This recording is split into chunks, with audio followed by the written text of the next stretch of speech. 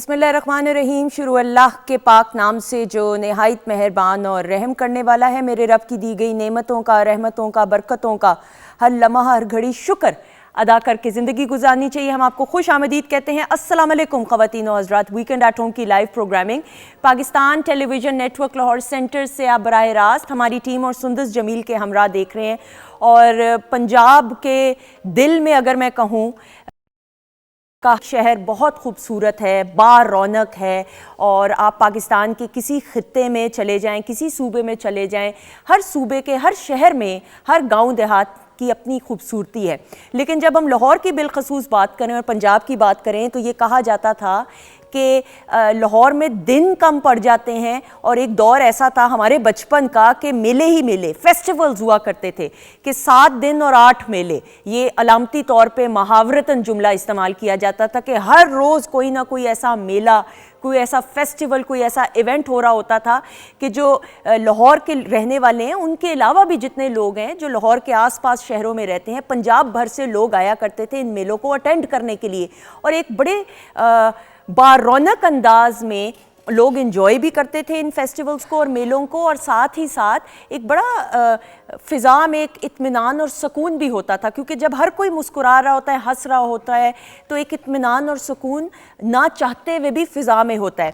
आज ख़वातीन हज़रात मैं मेले की इसलिए भी बात कर रही हूँ कि आज मेला चरागा का आगाज़ हो चुका है। और इस मेले की रवायात को हम सब जानते हैं, इसकी अहमियत को भी हम सब जानते हैं, बचपन से अपने बड़े बुज़ुर्गों से हम सुनते आ रहे हैं। शालीमार बाग जो यहाँ से Pakistan television network Lahore centre से ज़्यादा दूर नहीं है, ये शालीमार बाग में इसका एहतमाम एक दौर में किया जाता था। लेकिन बहुत साल पहले जब ये शालीमार बाग से हटकर बाहर इसकी लोकेशन को अरेंज किया गया, ये मैं मेला चरागा की बात कर रही हूँ, तो फिर लोगों का रुझान कम हुआ, लेकिन दोबारा से इसको बहाल करने की भी कोशिश की गई। मैं आपको मेला चरागा के बारे में कुछ बड़ी इंटरेस्टिंग बातें ज़रूर शेयर करते हुए, एक तो ये कि जिस ज़माने में, जिस दौर में ये बिलखसूस शालीमार बाग में इसका एहतमाम किया जाता था, तो बाहर जो स्टॉल्स लगा करते थे खाने पीने के, वो भी बड़े स्पेशल होते थे, जो इस मेले के साथ एसोसिएट किए जाते थे। और जितने भी लोग हैं जो इन स्टॉल्स को लगाया करते थे, वो सिर्फ पैसे कमाने के गर्ज से नहीं, बल्कि इस मेले के एहतराम में और रिस्पेक्ट के एलिमेंट में और रिवायात को साथ लेकर चलने के एलिमेंट के साथ इसका एहतमाम किया करते थे। और बड़ी खूबसूरत और बड़े मज़ेदार किस्म की चीज़ें हुआ करती थी जो बिका करती थी। आज भी इसका आगाज़ तो मेले का हो चुका है। 3 रोज़ का ये फेस्टिवल है या 3 रोज़ का ये मेला है। और मैं आपको इस बारे में ये भी बताती चलूँ कि गो के ये अदरवाइज़ मार्च के आखिरी हफ्ते में इसका एहतमाम मेला चरागा किया जाता है। लेकिन आपको मालूम है कि रमज़ान के बरकतों, रहमतों, नेमतों के महीने की बस आमद है, तो रमज़ान के एहतराम और रिस्पेक्ट में इस मेले का एहतमाम आज से किया गया है। और ये 3 रोज़ा जो मेला है, इसमें आप ज़रूर शिरकत कीजिएगा। और इस मेले की जो बड़ी इंटरेस्टिंग बात है, जो मुझे ही मालूम नहीं थी, मुझे आज बताया गया और बात सच भी साबित हुई कि जब जब मेला चरागा होता है, ये माना जाता है और ये कहा जाता है, पहले ये कहा जाता है और फिर ये माना जाता है कि या तो बारिश होती है, या तूफ़ान आता है, या आंधी आती है। तूफ़ान का ये मतलब हरगिज़ नहीं कि खुदा ना खास्ता कोई बहुत नेगेटिव किस्म का इसको हम टर्मिनोलॉजी नहीं, यानी कि फ़िज़ा जो है वो अजीब सी एक उसमें बरकत भी आ जाती है और एक ठंडी फ़िज़ा होती है। तो आप देखें कि लाहौर में कल से बारिश का सिलसिला जो है जारी और सारी। और आज जब हम ऑफिस आ रहे थे तो धूप थी और हम सोच भी नहीं सकते थे कि ज़ालाबारी होगी। तो अभी मुझे बताया गया है कि लाहौर में इस वक्त, हम ऑफिस से बाहर जितने भी हमारे कैमरामैन हैं उन्होंने वीडियो भी बनाई है कि ज़ालाबारी भी हुई है। तो ये बात भी सच साबित हो गई कि जब जब मेला चरागा हो गई है या हो रही है जी, अच्छा मुझे बताएंगे, ओले गिरे, बिल्कुल ऐसा ही है। तो ये आप देखिए कि ये जो बड़े बुज़ुर्गों की बातें हैं वो भी सच साबित होगी। तो ज़रूर आप जाइएगा।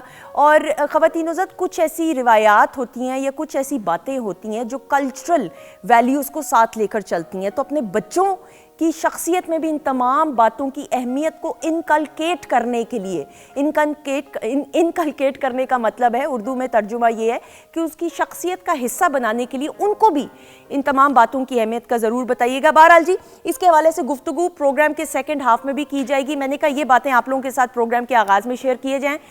042992000628 हमारा नंबर है। आप लाइव कॉल्स हमें कर सकते हैं। सादिया अरशद साहिबा के सेगमेंट का आगाज़ चंद ही लम्हों बाद होगा, लेकिन किचन के सेगमेंट में शेफ अनम है, पहले उनको वेलकम करते हैं। अस्सलाम वालेकुम। वालेकुम अस्सलाम, कैसी हैं आप? मैं बिल्कुल ठीक, आप कैसे हैं? अल्लाह का शुक्र। क्या होने वाला है जी, बताइए। आज हम बनाएंगे कैरेट एंड ऑरेंज जूस बनाएंगे। ओके। और साथ में ब्रेड स्प्रिंग रोल्स बनाएंगे। और उसके साथ हम बनाएंगे, आज मैंने कहा कि पूरी सर्दियां गुजर गई तकरीबन, तो मैंने फ़िश के साथ कुछ नहीं बनाया था, तो आज हम फ़िश बर्गर्स बनाएंगे। अच्छा, तो ये तीनों चीज़ें जो हैं आज हम रेडी करेंगे। और आपको पता है कि कैरेट आजकल बहुत सीजन में इन है, बिल्कुल। तो वो फिर मैंने कहा कि क्योंकि आपको पता है कि कैरेट के साथ ऑरेंज जूस का कॉम्बिनेशन बहुत जबरदस्त, तो आप बनाना शुरू करें, फिर हम रेसिपी की तरफ बढ़ेंगे। ख़वातीन-ओ-ज़ात वीकेंड एट होम की फैमिली मेंबर हमारे साथ मौजूद हैं। सादिया अरशद को वेलकम करते हैं। अस्सलाम वालेकुम। वालेकुम अस्सलाम। कैसी हैं आप? बिल्कुल ठीक, अल्हम्दुलिल्लाह। बड़े गौर से गुफ्तगू सुन रही थी आप। जी बिल्कुल, बड़ी इंटरेस्टिंग। और मैं ये सोच रही थी कि कुछ लोग अक्सर इसको कह देते कि जी तो ऐसे ही बात बनी हुई, ऐसी नहीं, लेकिन देखिए कि अल्लाह ताला की कितनी रहमत, और अल्लाह ताला अपनी मौजूदगी इसी तरह से बताते हैं कि भाई मैं हूँ और देखो मेरे करिश्मे। बिल्कुल, ये कुदरत का करिश्मा, ये तो कुदरत का करिश्मा। ऐसा ही, बिल्कुल ऐसे ही, बिल्कुल ऐसे ही ख़वातीन-ओ-ज़ात। और हर लम्हा हर घड़ी अल्लाह ताला का शुक्र अदा करके ज़िंदगी गुजारिए, हर नेमत के लिए। कोई नेमत छोटी बड़ी नहीं होती है, जब वो नेमत नहीं रहती तब उसका अंदाज़ा होता है कि वो कितनी बड़ी थी। तो हर वक्त अल्लाह ताला का शुक्र अदा करें। अच्छा जी, शबाना अब्बास हमारे साथ मौजूद हैं। शबाना की खूबसूरत आवाज़, अल्लाह ताला ने इनको खूबसूरत आवाज़ से नवाजा है, पाकिस्तान की नुमाइंदगी ना सिर्फ पाकिस्तान में बैनुल-अक़वामी सतह पर भी करते हुए। और इनका जो जॉनरा है ना, इसको आप स्पेसिफिक नहीं कह सकते, लाइव सिंगिंग करती हैं, चाहे वो गज़ल गायकी की हम बात करें, सूफियाना कलाम की बिलखसूस बहुत एहतराम के साथ पेश करती हैं। सो इनको वेलकम करते हैं। अस्सलाम वालेकुम। वालेकुम अस्सलाम, कैसी हैं आप? बिल्कुल ठीक, खूबसूरत जोड़ा। Thank you.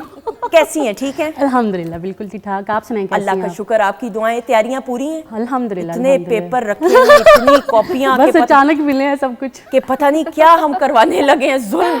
ऐसा नहीं होने वाला। ये जो बाद अब स्टूडेंट्स होते हैं उनकी निशानी होती है। Very good. अच्छा जी, मुझे अब साथ साथ बताया जा रहा है, ये मैं इस वक्त पेन पेपर, फी कॉलर एक सवाल होगा और म्यूजिक अब हम बंद कर देंगे। जी अस्सलाम वालेकुम। सदीका जी। जी सदीका जी, कहाँ से बात करेंगे? जहराबाद से। ओके जी, किसके बारे में पूछना चाहेंगी? मैंने अपने भाई के बारे में पूछना है। ठीक है जी, भाई का नाम बताइए। Mukhtar Ahmed. Mukhtar Ahmed. Date of birth? Date of birth उसकी है जी 31 जनवरी और 1991। 31 जनवरी 1991। Okay okay good. अच्छा जी, बताइए क्या पूछना है? उसकी शादी के बारे में पूछना और कारोबार के बारे में पूछना है कि क्या वो बाहर जा सकता है। बाहर? ओके ठीक है। आपने भी साथ जाना है भाई के? नहीं नहीं, मैंने नहीं जाना। मैंने तो बस ये पूछना है कि क्या मेरे किस्मत में उम्रा है, उम्रा कर सकती हूँ मैं? अरे ये तो देखें, ये तो सादिया के जवाब देने से पहले, ये तो मेरी बहन जो कि गो के हर काम ही मेरे रब की रजा से होता है, ये तो जब बुलावा आएगा ये तो तब की बात है। इसलिए बहरहाल बहुत सारी दुआएं आपके लिए, बहुत शुक्रिया, थैंक यू सो मच जी। इसमें तो कहते हैं ना, अल्लाह ताला से जिस चीज़ का गुमान रखो मेरा रब बेशक नवाजता है, तो आप दुआ करती रहे, बेशक बिल्कुल अल्लाह ताला बुलाता है।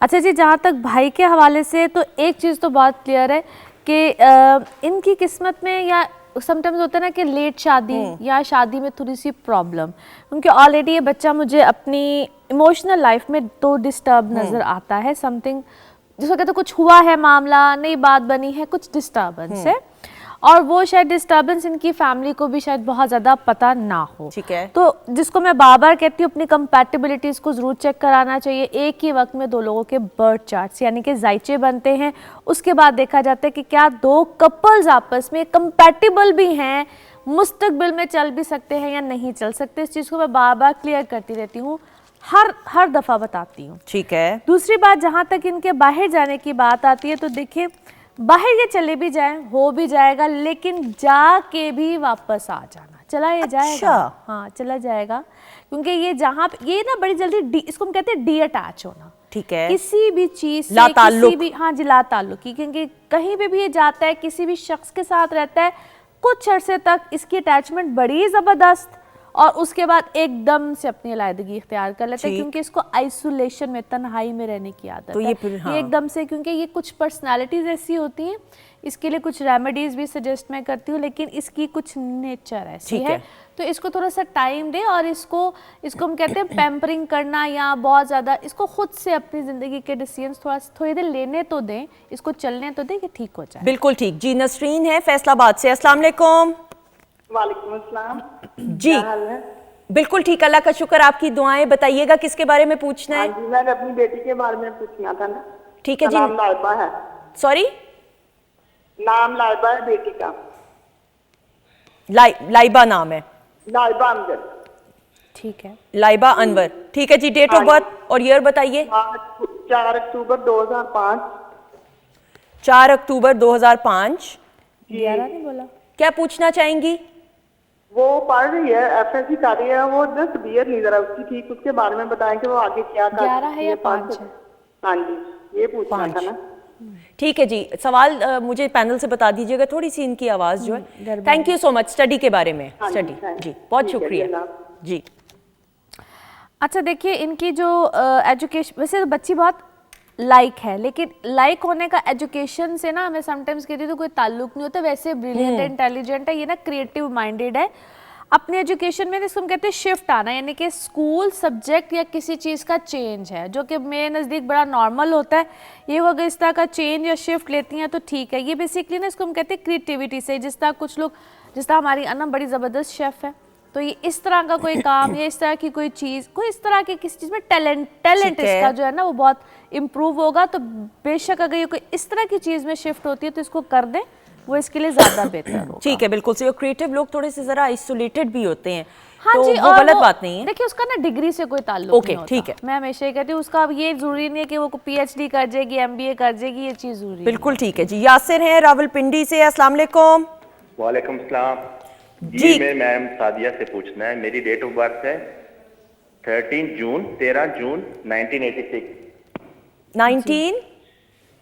13 जून 1986। 86, ठीक है जी। बताइएगा क्या पूछना है? मैंने अपना पूछना है अपने कैरियर के हवाले से पूछना है बताइए बताइए। जी। अच्छा, जनरल करियर का या कोई स्पेसिफिक सवाल है?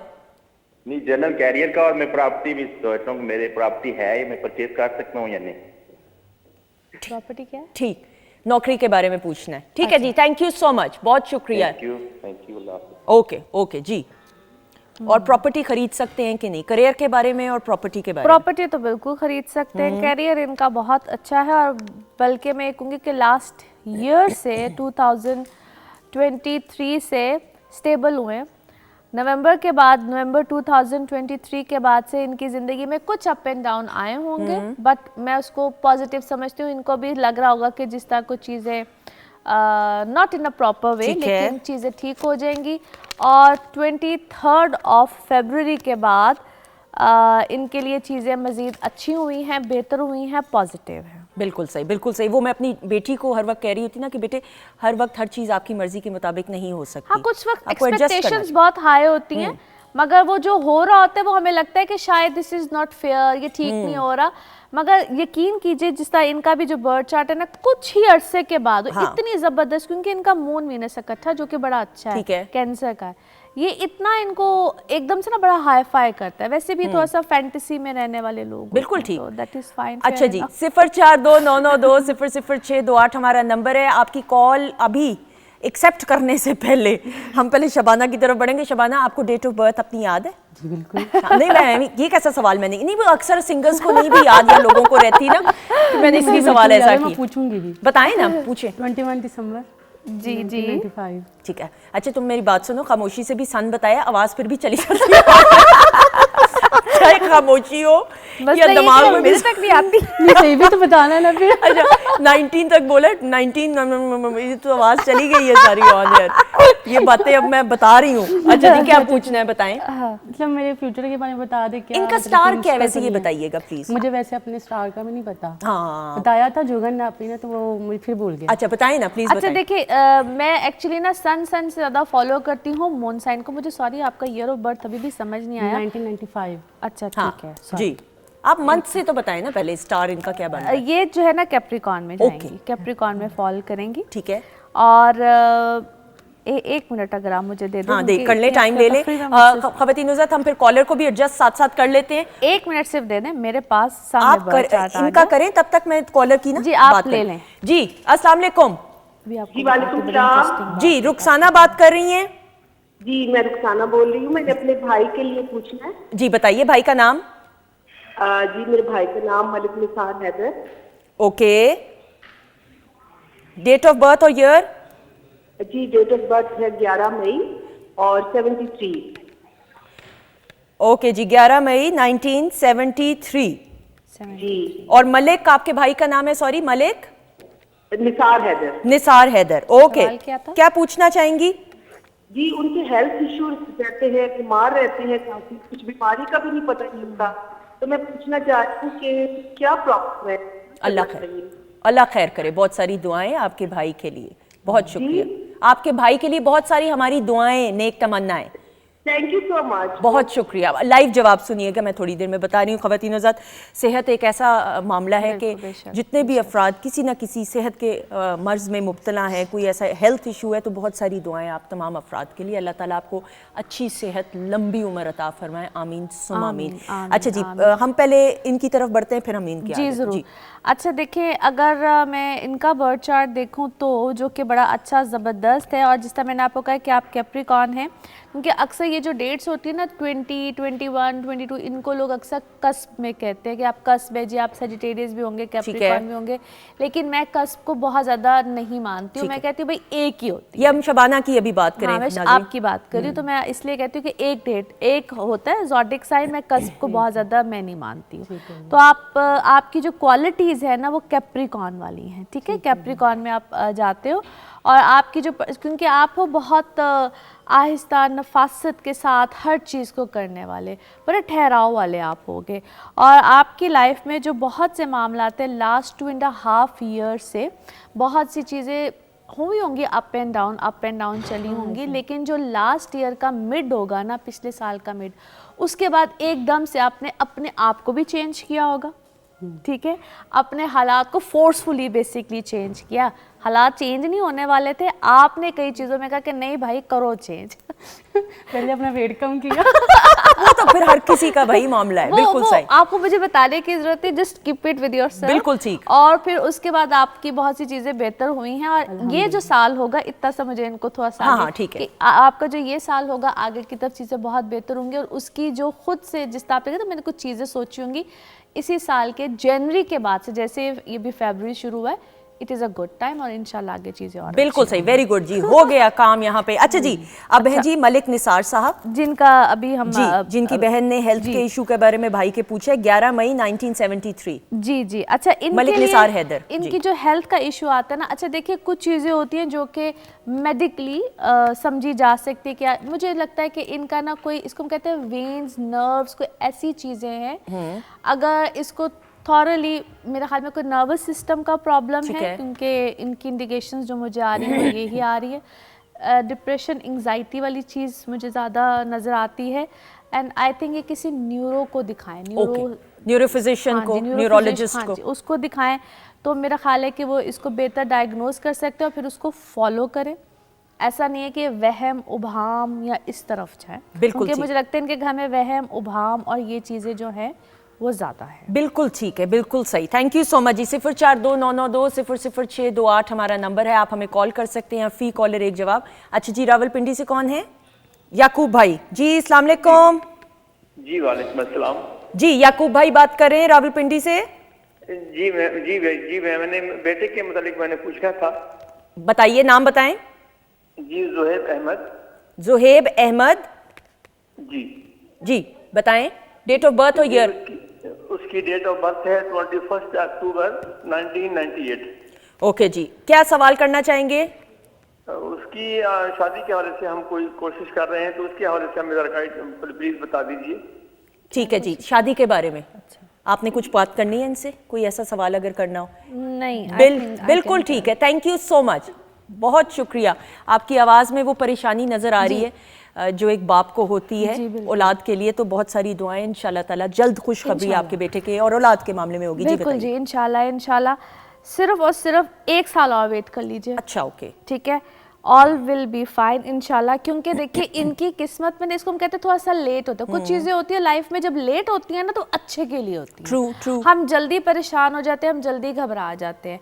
तो इनकी जो किस्मत में शादी है ना 26-27 की उम्र में ज़्यादा बेहतर होगी। लेकिन उसमें एक और चीज़ है, प्लीज़ बराह करम जिससे भी आप जहाँ पे भी इनकी निस्बत तय करने लगे तो प्लीज़ इनकी कंपैटिबिलिटी को ज़रा चेक करा लीजिएगा। क्योंकि ऑलरेडी हो सकता है कि इनका जहाँ कहीं भी रिश्ता या तो हुआ नहीं होगा, हुआ होगा तो वो ख़त्म हो गया होगा या कोई इस तरह की प्रॉब्लम आई होगी। लेकिन कोई परेशानी की बात नहीं है। यानी कि आपको इस तरह से घबराने की ज़रूरत नहीं है कि जिस तरह से लोगों को वहम नहीं हो जाता कि कुछ हुआ हुआ है, कुछ कर दिया हुआ है, ये जादू हो गया है, ये टूना हो गया है, किसी ने ऐसा कुछ भी नहीं है।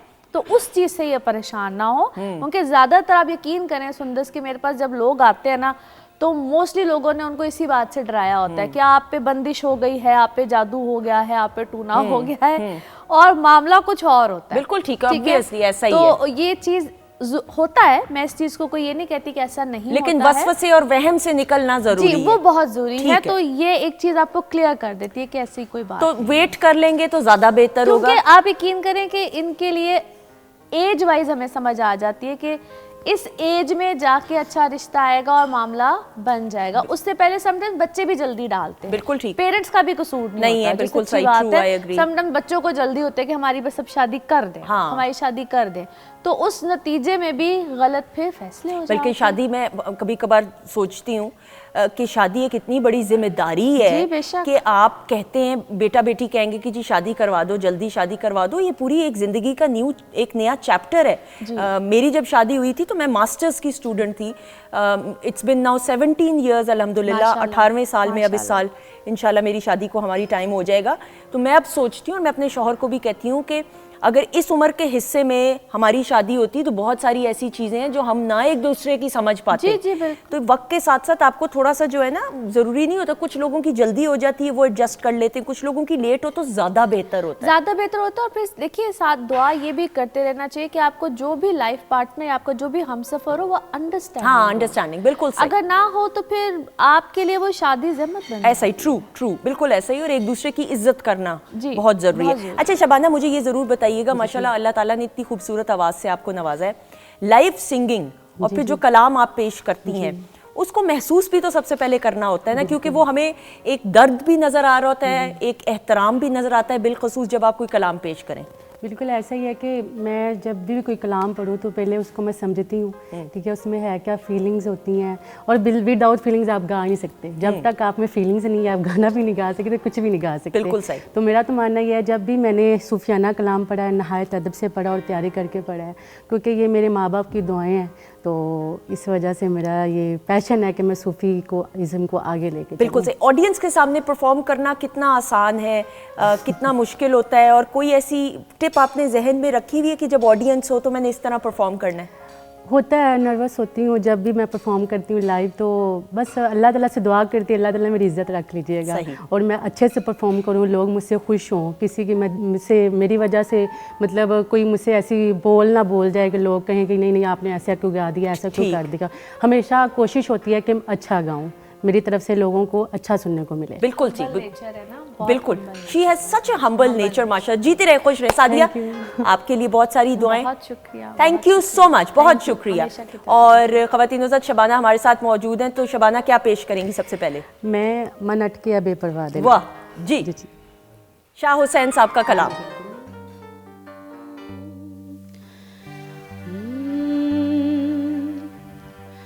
मन अट गया, मन अट गया सोनिया तेरे नाल, मन अट गया, मन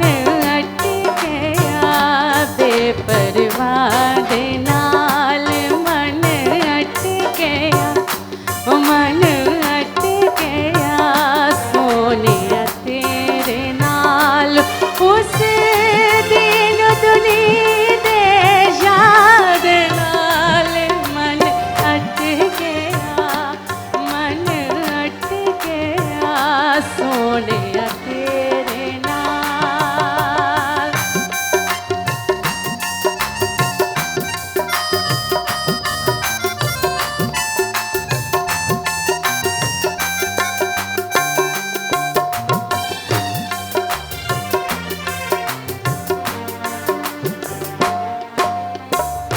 नदियों पार रांझन दा थाना, नदियों पार रांझन दा थाना, गीता कोल जरूरी जाना, गीता कोल जरूरी जाना, मिलता करा मैं माला दे नाल अट गया, बेपरवाह दे नाल मन अट गया सोने तेरे नाल उस दिन दुले दे याद नाल मन अट गया, मन अट गया सोने तेरे नाल।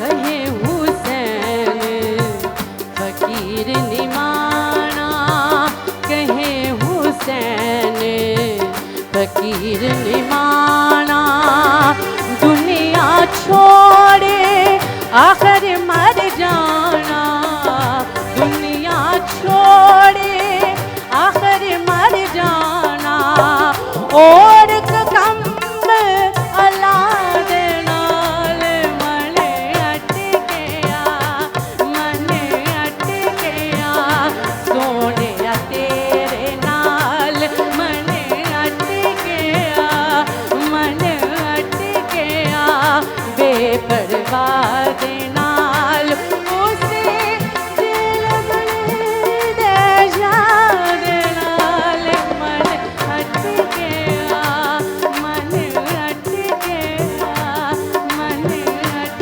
गया बेपरवाह दे नाल।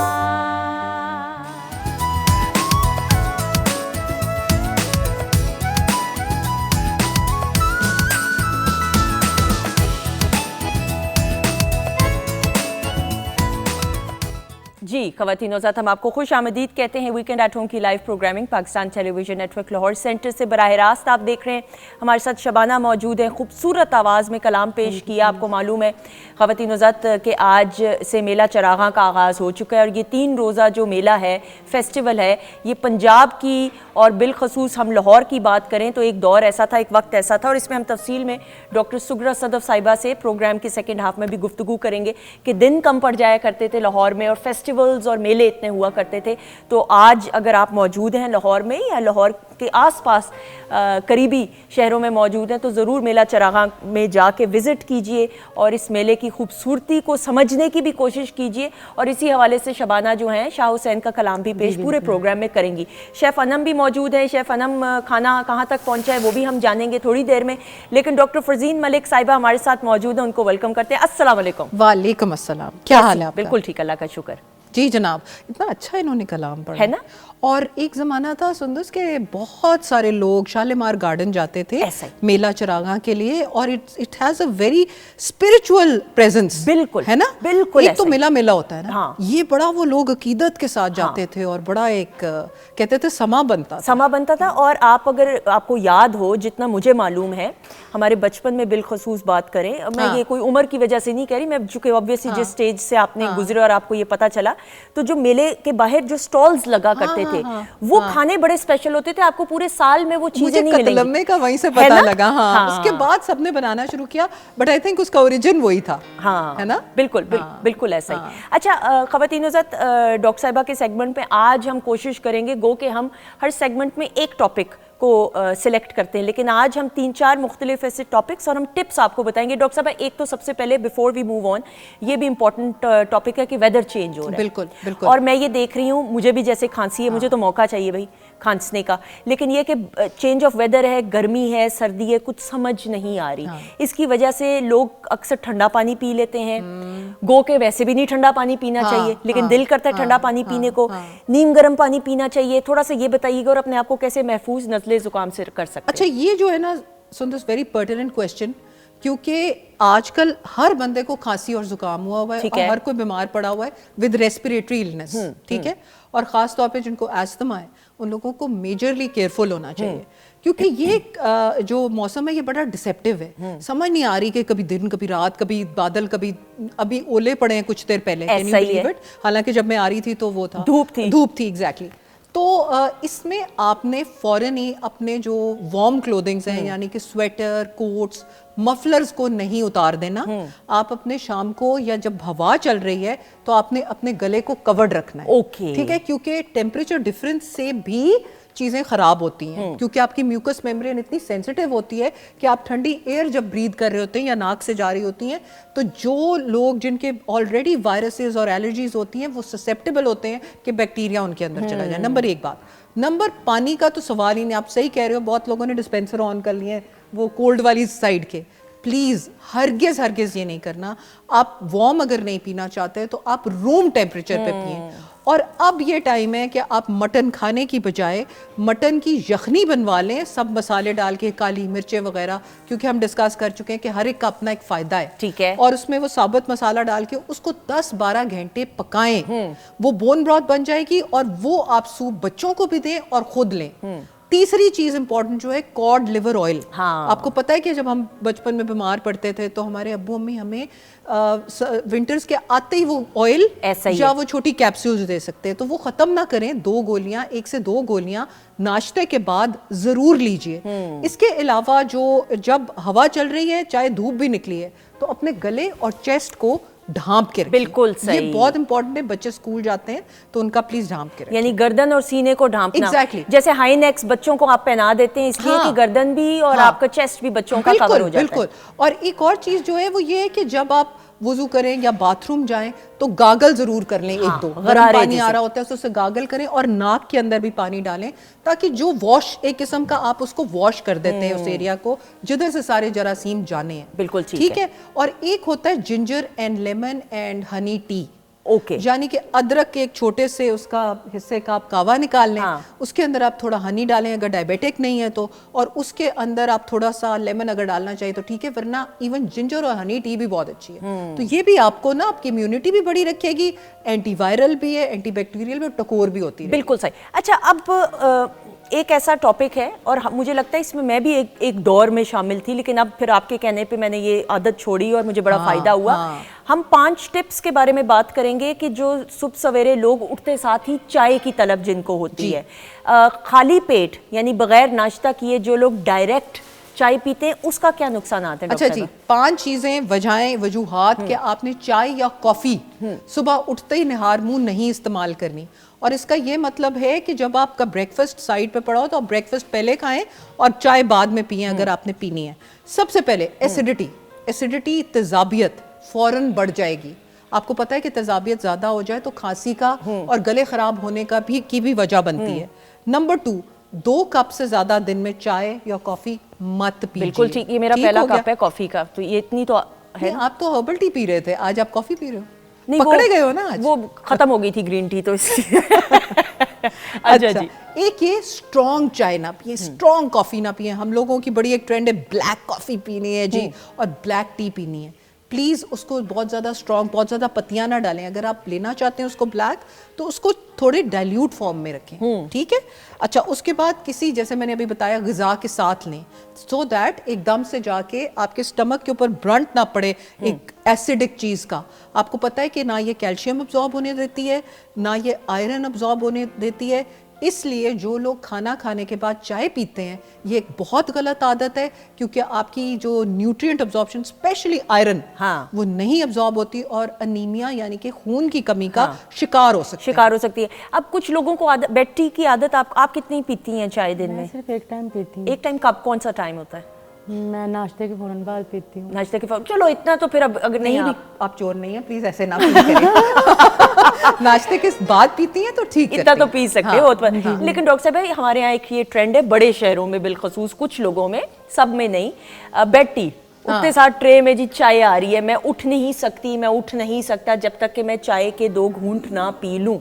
तो ये जो एक तासुर है, ये साइकोलॉजिकल है या it also gives the kick as well? Obviously क्योंकि चाय के अंदर कैफीन है ना, बिल्कुल उससे वो एनर्जी भी तो मिलती है। बिल्कुल कैफीन की किक मिलती है। और हम ये नहीं कह रही कि आप चाय छोड़ दें, हम सिर्फ ये कह रहे हैं कि आप सुबह निहार मुंह उठते ही चाय मत पिएं। ठीक है। अगर बहुत है, देखो जब आप उठ के सो के उठते हो तो आपके पेट में एसिड होता है, इसीलिए जापानीज लोग 3-4 ग्लास पानी के पीते हैं ताकि वो वॉश आउट हो जाए। और पानी भी वो पीते हैं रूम टेम्परेचर, नीम गर्म वाला। उनकी स्किन्स आप देखो, उनकी एज देखो, और देखो कि वहाँ पे जापान में कैंसर का बहुत कम अमल दखल है। सो वो, अगर आप ये प्रैक्टिस नहीं कर सकते तो खुदारा प्लीज सुबह उठते ही निहार मुंह मत चाय पिए। और बेटी का रिवाज वैसे मेरा ख्याल है कि अपने आप को बीमारी में लाने वाली ऐसा ही अपनी खुद आप वो कर रहे हो, इनवाइट करें, बिल्कुल सही। अच्छा जी, नाउ नेक्स्ट थिंग, बीपी को कंट्रोल करना। ब्लड प्रेशर इज समथिंग जो मुझे लगता है कि हर दूसरे तीसरे शख्स को है।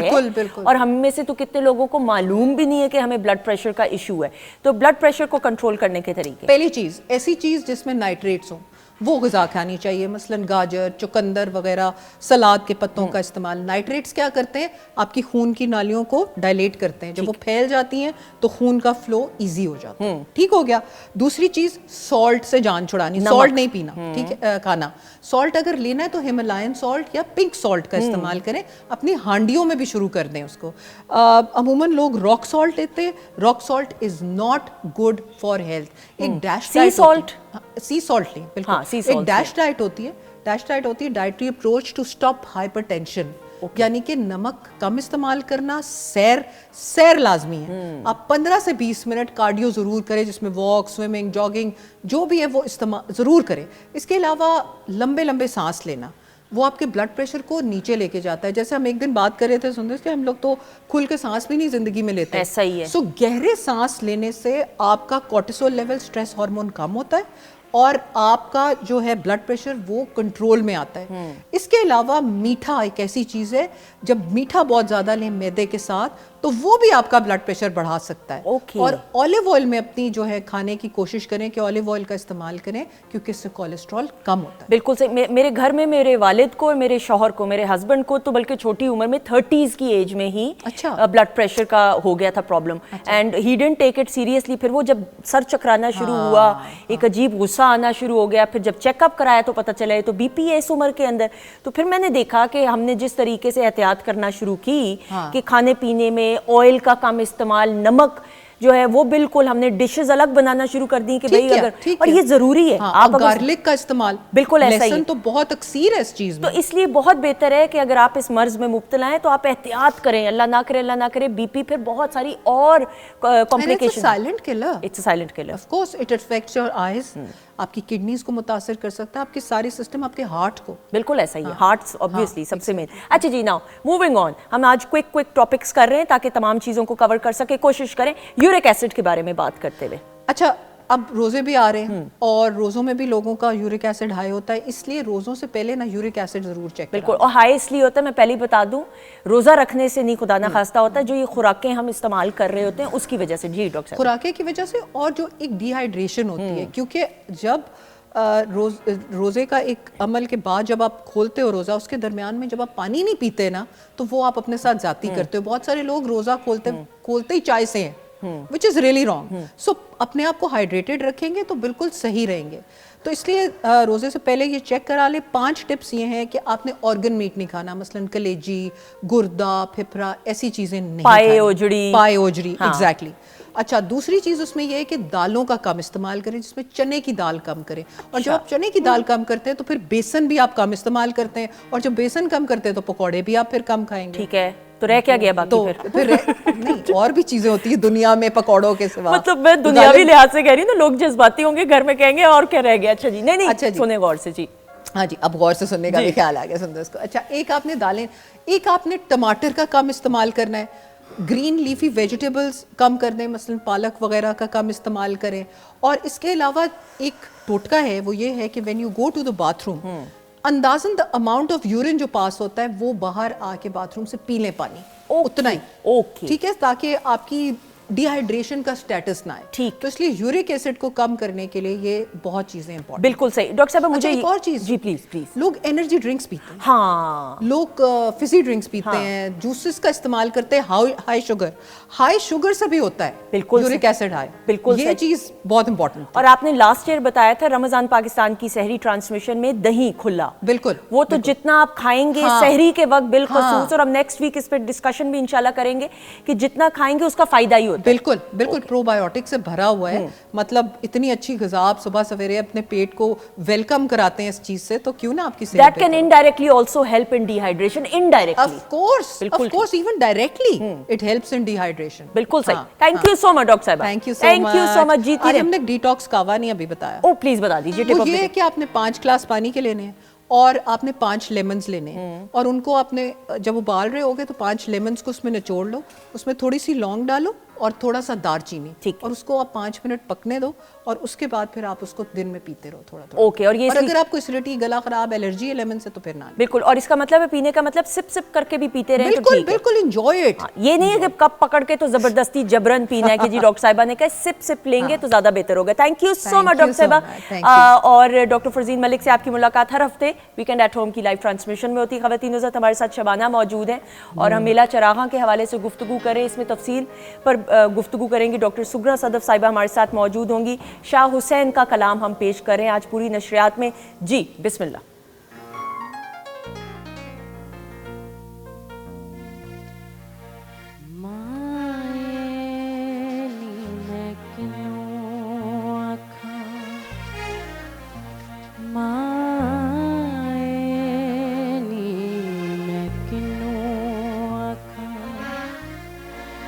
दर्द विछोड़दा हाल नी माए नी मैं किनू आखां दर्द विछोड़दा हाल नी माए नी मैं किनू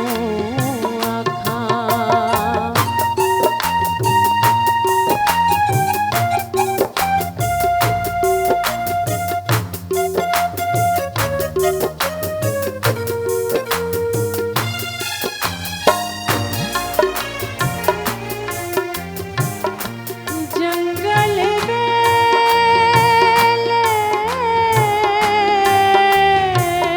फिरा मैं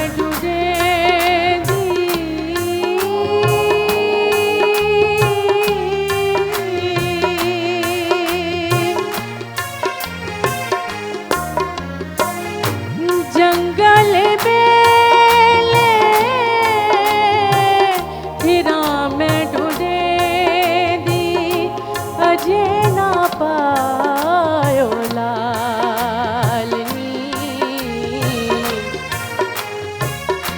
माए नी मैं किनू आखां दर्द विछोड़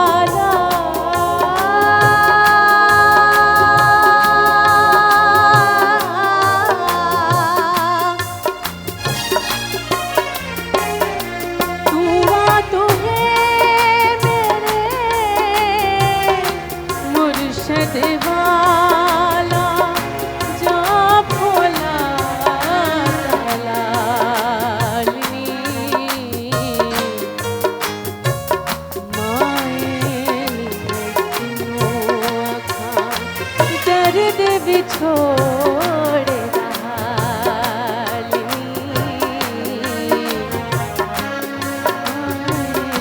नी मैं किनू आखां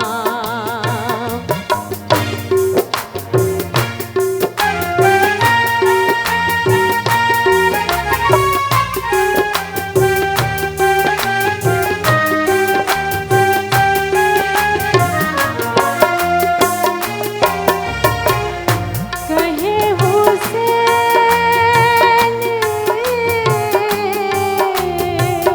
फकीर निमाना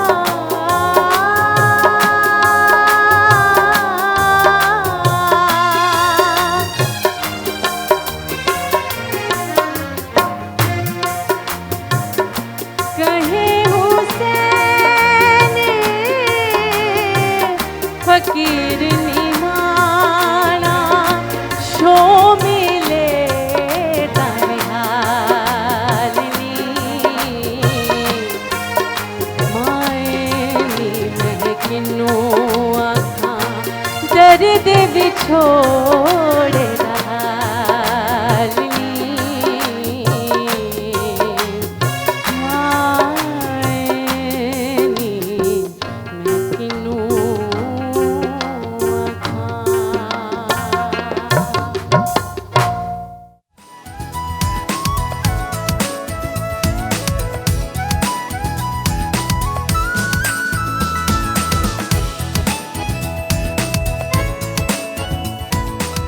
जी ख़वातीन नौज़ात, हम आपको खुश आमदीद कहते हैं वीकेंड एट होम की live programming Pakistan television network Lahore centre से बराह रास्त आप देख रहे हैं किचन के सेगमेंट में। जी हाँ, बंस को पकड़ लिया गया है, अब क्या होना है ये मुझे बिल्कुल नहीं मालूम है। ये शेफ़ अनम थोड़ी देर में बता दें। अनम जल्दी से क्या कर रही हैं? मैं बस फिश बर्गर्स को असेंबल करने लगी हूँ। बिल्कुल ठीक है। और मैंने इनको कहा कि थोड़ी सी चूल्हे की जो है हम आवाज़ कम करेंगे, इसकी आंच को हल्का करके। क्या ये मुमकिन होगा कि नहीं? जी मैंने बंद कर दिया। अच्छा जी, हम फाइनल असेंबल करके भी दिखाएंगे और फिर हम रेसिपी की तरफ बढ़ेंगे। ड्रिंक की भी दिखा दीजिएगा, एक हम शॉट दिखा दें। बताओ जी अनम जल्दी से। इसमें मैंने तकरीबन ऑलमोस्ट 10 जो है ऑरेंजेस ऐड किए हैं और 1 kg के करीब इसके अंदर जो है वो कैरेट्स हैं। इसमें शुगर जाएगी, इसमें थोड़ा सा ब्लैक पेपर जाएगा, उसका बड़ा अच्छा सा एक पिंच फ्लेवर बड़ा अच्छा आता है इसके अंदर। और थोड़ा सा लेमन जूस मैंने इसके अंदर ऐड किया है। और जो टिन वाला स्पार्कलिंग आजकल जो ऑरेंज जूस अवेलेबल है वो मैंने थोड़ा सा इसके अंदर ऐड की जस्ट फॉर फ्लेवर। वो ऑप्शनल है, आप चाहें तो स्किप भी कर सकते हैं। आपने उसको अच्छी तरीके से ब्लेंड करना है। ब्लेंड करने के बाद आप स्टेन कर लें। और अगर आपको थोड़ी ज़्यादा कंसिस्टेंसी पसंद है थिक वाली तो आप बेशक इसको ऐसे रहने दें, अदर देन आप इसमें पानी भी ऐड। बिल्कुल ठीक है। आप बल्कि ये अगर बन गया तो हम अभी थोड़ी देर में सर्व भी अपने मौजूद मेहमानों को कराते हैं। ख़वातीन ब्रेक के बाद जिन मौजूद मेहमान ने हमें ज्वाइन किया उनका तारुफ कराने से पहले ये मैं आपको बताती चलूँ, शबाना अब्बास प्रोग्राम के आगाज़ से हमारे साथ मौजूद हैं। खूबसूरत आवाज़ में कलाम पेश कर रही हैं। Thank you so much Shabana. शुक्रिया। अच्छा जी, ख़वातीन नाउ ऑब्वियसली हर किसी का अपना एक शौक होता है और अगर उस शौक को पैशन बना लिया जाए और उस पैशन को डेडिकेशन के साथ, मेहनत के साथ परस्यू करना शुरू इंसान हो जाए तो वो एक प्रोफेशन भी बन सकता है। हमारी नौजवान नस्ल ने ये साबित किया है कि वो अपने पैशन को डेडिकेशन के साथ, मेहनत के साथ, हार्ड वर्क के साथ, दिल लगा के जब परस्यू करते हैं तो फिर नए नए प्रोफेशंस भी हम देख रहे हैं। और उसमें बिलखसूस सोशल मीडिया का बड़ा अहम किरदार है कि हम देखते हैं कि जो यंगस्टर्स हैं जितने भी एडवेंचर में मसरूफ़ हैं और एडवेंचर कर रही हैं उनको यूट्यूब के चैनल्स के ज़रिए पूरी दुनिया तक पहुंचा रहे हैं और अवेयरनेस और इन्फॉर्मेशन एंड सही मानों में कंटेंट दे रहे हैं नाजरीन को। मेरा बड़ा इख्तलाफ रहता है, ये मेरी ज़ाती राय हो सकता है आप इससे अग्री ना करें, कि जितने यूट्यूब चैनल्स हैं उनमें अगर कोई मवाद नहीं है, कंटेंट नहीं है जिससे आप कुछ सीख नहीं रहे तो माजरत के साथ वो फिर कंटेंट वाला यूट्यूब ना हुआ, वो फिर कोई और कैटेगरी आ जाती है। लेकिन ये जो मेरी मौजूद मेहमान शख्सियत है, ही इज़ मल्टी टैलेंटेड। ये ना सिर्फ डिजिटल कंटेंट क्रिएटर है, इनका यूट्यूब तो चैनल है ही है, but he is a mountaineer. इनको देसी माउंटेनियर का टाइटल क्यों दिया गया है ये मुझे क्या पता भाई, ये खुद बताएंगे। साथ ही साथ ही is a photographer cum film maker as well, और ये रावियन हैं और ये जीसी के ड्रामेटिक क्लब्स के प्रेसिडेंट भी रह चुके हैं, इससे आप इनके रोब का अंदाज़ा लगा सकेंगे। साथ ही साथ मुख्तलिफ और इदारों के साथ मुंसलिक रहे हैं, गुडविल एम्बेसडर हैं for Baltistan wild life as well conservation development organisation. हमारे साथ मौजूद है साद मोहम्मद साहब। अस्सलाम वालेकुम। वालेकुम अस्सलाम। हाउ आर यू साद, कैसे हैं? अल्हम्दुलिल्लाह। Thank you so much for being part of the show. आपकी अचीवमेंट्स पर एक नजर डालते हुए एक झलक। जी जी, खवातीन हज़रात हमारे साथ मौजूद हैं साद मोहम्मद। साद, ये जो आगाज़ है इस पैशन को परस्यू करने का, ये 2006 से हुआ? बिल्कुल ऐसे ही है। 2006 में एक इदारा है adventure foundation Pakistan, which has been working for the youth trainings and for their adventure activities. तो उसकी मेंबरशिप ली and I did a ski course with them. अच्छा। बैक इन 96, तब लोगों को यहाँ पाकिस्तान में कम ही पता था कि स्कीइंग भी होती है। ठीक है। That was a turning point in my life. उनके साथ ट्रैकिंग की, बेस कैंप्स किए, बहुत सारी झीलें देखी, हाई पासेस किए, और 8-9 साल ये करने के बाद 8-9 साल? हाँ, मतलब ट्रैकिंग की बहुत, पाकिस्तान में तो बहुत कुछ है देखने के लिए। बिल्कुल ऐसा ही है। सो 8-9 साल करने के बाद मैंने डिसाइड किया कि अब क्या, क्योंकि K2 बेस कैंप देख लिया था, राकापोशी बेस कैंप देख लिया हुआ था, नंगा पर्वत का बेस कैंप देख लिया हुआ था। वाह। तो मैंने कहा कि अब क्या करना है। सो 2006 में मैंने डिसाइड किया कि now I want to climb. Okay. So I went for a trekking peak. मैंने कहा ठीक है, मैं अब कोई कहीं से तो शुरू करना है। तो शमशाल वैली है हुंजा के पास। ठीक है। बल्कि शमशाल मशहूर है समीना बेग की वजह से। बिल्कुल ऐसा ही है, ऐसा जो ही हमारी पहली पाकिस्तानी खातून थी जिन्होंने एवरेस्ट सर की। ऐसा ही है। और उनके गांव पहुंच गया मैं, और वहां से फिर आगे वहां से बहुत सारे ट्रैक निकलते हैं, बहुत सारे पहाड़ हैं, और एक चोटी है मिंगलीग सर। ठीक है। 6000 मीटर की है, उसको ट्रैकिंग पीक कहते हैं। उस पर अटेम्प्ट की और बच के वापस आ गया। बच के क्यों आए वापस? मतलब या आप पहाड़ सर कर लेते हैं या आप बच के वापस आते हैं। ओके। कोई दुश्वारी हुई क्या? कोई बहुत ऐसा हुई, बताइए ना please. I would say it was an epic failure. ठीक है। लेकिन सीखने को बहुत कुछ मिला। मुझे एक किस्म का रेस्क्यू किया गया वहां से। अच्छा। हाँ, उठा के लाए वापस मुझे। और हुआ क्या था? हाई एल्टीट्यूड सिकनेस हो गई। ट्रैक्स तो बहुत सारे किए थे, लेकिन इतनी एकदम रैपिड गेन ऑफ जो एल्टीट्यूड होता है ना, जब आप एकदम हाइट गेन करते हैं तो आपकी बॉडी माफिक नहीं आती उसके साथ। तो उससे उसके बहुत सारे जो है फिर नताइज निकलते हैं। आपको मुख्तलिफ सिम्टम्स शो होना शुरू हो जाते हैं, चक्कर आना शुरू हो जाएंगे, उल्टियाँ आनी शुरू हो जाएंगी, हेलुसिनेट भी आप करते हो? हेलुसिनेशन शुरू हो जाती है। आपको कोई कैफियत याद है उस वक्त के? बिल्कुल याद है, एंड इट्स वेरी फनी, क्योंकि मैं कोई 5500 मीटर से वापस मुड़ गया। अच्छा। 500 मीटर और रहती थी पीक, और मैंने ये फैसला कर लिया कि हाँ ठीक है, अब अगर मैं एक कदम और आगे गया तो फिर शायद वापस ना आऊँ। सो आई केम डाउन। मैं अपने टेंट में लेटा हुआ, वो भी हाइट कोई 4700 मीटर के आसपास अच्छा, थी। ठीक है। तेज धूप पड़ रही और मुझे ना उल्टे उल्टे ख्याल आ रहे हैं। अब आपको 5-6 दिन पैदल चल के वहाँ पहुँचते हैं। हाँ। और उसके बाद आप पहाड़ अटेम्प्ट करते हैं। तो मुझे जो ख्याल आ रहा है वो ये आ रहा है कि ये जो लोग मेरे साथ आए हैं, लोकल जो हैं, ये गाइड शाइड जो मेरे बने हुए हैं, ये मेरे सही रास्ते से लेके नहीं आए। अच्छा। हाँ, ये एक वो चल रहा है, आना शुरू हो गए थे। बिल्कुल ठीक। फिर जहन में ये भी एक तस्वर बनना शुरू हो गया कि साथ ये कोई टेंशन ही नहीं, यहाँ तो सड़क आती है और इन्होंने तुम्हें चक्कर दिया है, तुम आए हो एम ख्वार होके, तुम ये टेंट की जिप खोलोगे, बाहर 4x4 96 मॉडल की टोयोटा हाइलक्स खड़ी होगी और वो रू रू रू कर रही है, और तुमने बाहर निकलना और बैठ के ऐसे वापस चले जाना। अच्छा, ये आप सोच रहे हो? ये मैं सोच रहा हूँ। और कोई घंटा 2 घंटे मैं इस कश्मकश में था कि मैं टेंट की जिप खोलूँ ना खोलूँ। अच्छा। कहीं मैं खोलूँ और मुझे वाकई गाड़ी बाहर नजर ना आ जाए। तो वो बड़ा मुश्किल वक्त था, और जो है उसमें से आप अपने आप को थ्रू मेंटल स्ट्रेंथ, थ्रू मतलब आप एक किस्म का है ना वो उसमें चले जाते हैं, वो क्या है डॉक्टर हाइड और वो जैकल वाला जो है। बिल्कुल ठीक है, यानी वो पर्सनालिटी स्प्लिट हो जाती है एंड यू डोंट नो कि क्या हकीकत है और क्या नहीं है। So you're talking to yourself। ठीक है। तो वो खैर वो बच गए, बट इतना एग्जॉस्ट हो गया हुआ था मैं कि मुझे फिर ये उठा के वापस लाए, कोई 3-4 दिन में वापस गांव तक लाए। अगले साल मैंने जरा रेस्ट लिया। ठीक है। आई went for a shorter track. उस पे भी मैं फिर बीमार हो गया, फिर हाइट लग गई। ठीक है। तो I had to figure out कि मैं क्या गलती कर रहा हूँ। बिल्कुल सही। एंड वो पिन पॉइंट हो गई, एंड देन आई स्टार्टेड 2008 में I did my first summit. ठीक है, क्या गलती, क्या पिन पॉइंट की? मैं यही सवाल है मेरा अगला कि क्या आपको लगा, कहाँ पे गलती कोताही हुई? सो लगने को तो किसी को भी लग सकती है। It is about gaining very rapid altitude. आप एकदम नहीं कभी भी पहाड़ चढ़ते। आपने सुना होगा लोग K2 चढ़ने जाते हैं जी 1 महीना लग गया, 40 दिन लग गए। क्यों लगते हैं?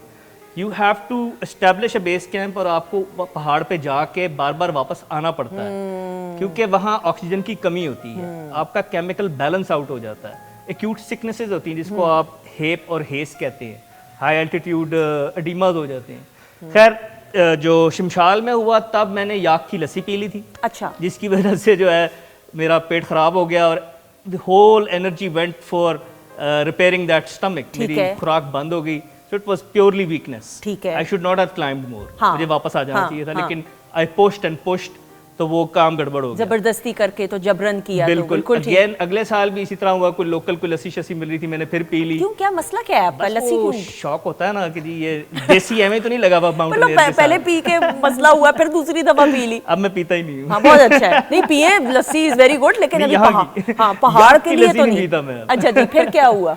So 2008 I did my first summit Okay. again शिमशाल में, और Aahista Aahista then I got a chance 2012 में I did Spantik excellent, which is a 7000er। फिर सोचना शुरू किया कि भाई इससे आगे अब और क्या। बिल्कुल सही। अच्छा, यहाँ पे मैं आपको फुल स्टॉप लगाते हुए, स्पॉन्टिक का जो आपने पहला पूरा कंप्लीट किया कोर्स, क्या एहसासात थे, क्या जज्बात थे? क्योंकि उससे पहले मैं फेलियर का लफ्ज नहीं कहूंगी, क्योंकि आप मेहनत ही कर रहे होते, इसी तरह ही लर्न करते हो, जाके फिर अचीवमेंट हासिल हो, लेकिन इतनी ट्राई के बाद जब एक आप मार्क सेट करते हो, वो एहसासात और जज्बात आपके क्या थे? देखिए समिट चाहे 6000 मीटर पे हो, चाहे 5000 मीटर पे हो, चाहे 8000 मीटर पे हो, समिट समिट होती है। ठीक है। और वहाँ पे जो फीलिंग है ना, वो डिस्क्राइबेबल नहीं होती। It's an amazing sense of achievement. आप वहाँ पहुँचते इमोशनल ओवरवेलमिंग भी होती है कि अपनी फैमिली, अपने बच्चे, अपने घर वालों को आप पीछे छोड़ के इतने दिनों से आप बाहर हैं, और आप जो है अब वो अचीव कर गए हैं जो आपने करना था, तो सबसे पहले तो आपको वो याद आती है। And sometimes you even cry on the summit. आप रोए?